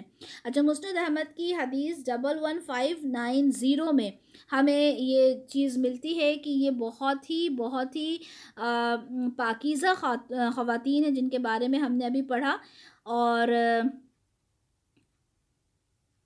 اللہ تعالیٰ رسول اللہ صلی اللہ علیہ وسلم کا فرمان ہے کہ جنت والی خواتین میں سب سے افضل کون سی ہیں؟ حضرت خدیجہ رضی اللہ عنہا کے بارے میں کہا، حضرت فاطمہ رضی اللہ عنہا کے بارے میں کہا، فرعون کی بیوی آسیہ رضی اللہ عنہا کے بارے میں کہا، اور مریم علیہ السلام کے بارے میں کہا کہ یہ جو 4 عورتیں ہیں یہ جنت والی خواتین ہیں، سب سے افضل خواتین ہیں۔ مطلب رسول اللہ صلی اللہ علیہ وسلم نے ان 4 عورتوں کو مخاطب کرتے ہوئے کہا کہ یہ جنت کی خاص عورتیں ہیں، ٹھیک ہے۔ تو ہم نے یہ سمجھنا ہے کہ اللہ تعالیٰ نے ہر چیز آپ کے لیے ہر چیز کو اگر ہم دیکھیں تو اللہ تعالیٰ نے یہاں پر بتا دیا، اللہ تعالیٰ نے یہاں پر اس چیز کو یہاں پر واقع کر دیا کہ اگر آپ اللہ تعالیٰ کی فرما بردار بن کے رہتے ہو تو اللہ تعالیٰ کے درجات، اللہ تعالیٰ کے یہاں آپ کے جو درجات ہیں وہ بلند ہو جاتے ہیں۔ اسی کے ساتھ ہم اپنا لیکچر یہاں پہ کمپلیٹ کرتے ہیں۔ بارک اللہ لی ولکم فی القرآن الکریم ونفعنی وإیاکم بما فیہ من الآیات وذکر الحکیم، سبحانک اللہم وبحمدک، اشہد ان لا الہ الا انت، استغفرک واتوب الیک۔ جزاک اللہ خیرا کثیرا وحسن الدنیا والآخرہ۔ السلام علیکم ورحمۃ اللہ وبرکاتہ۔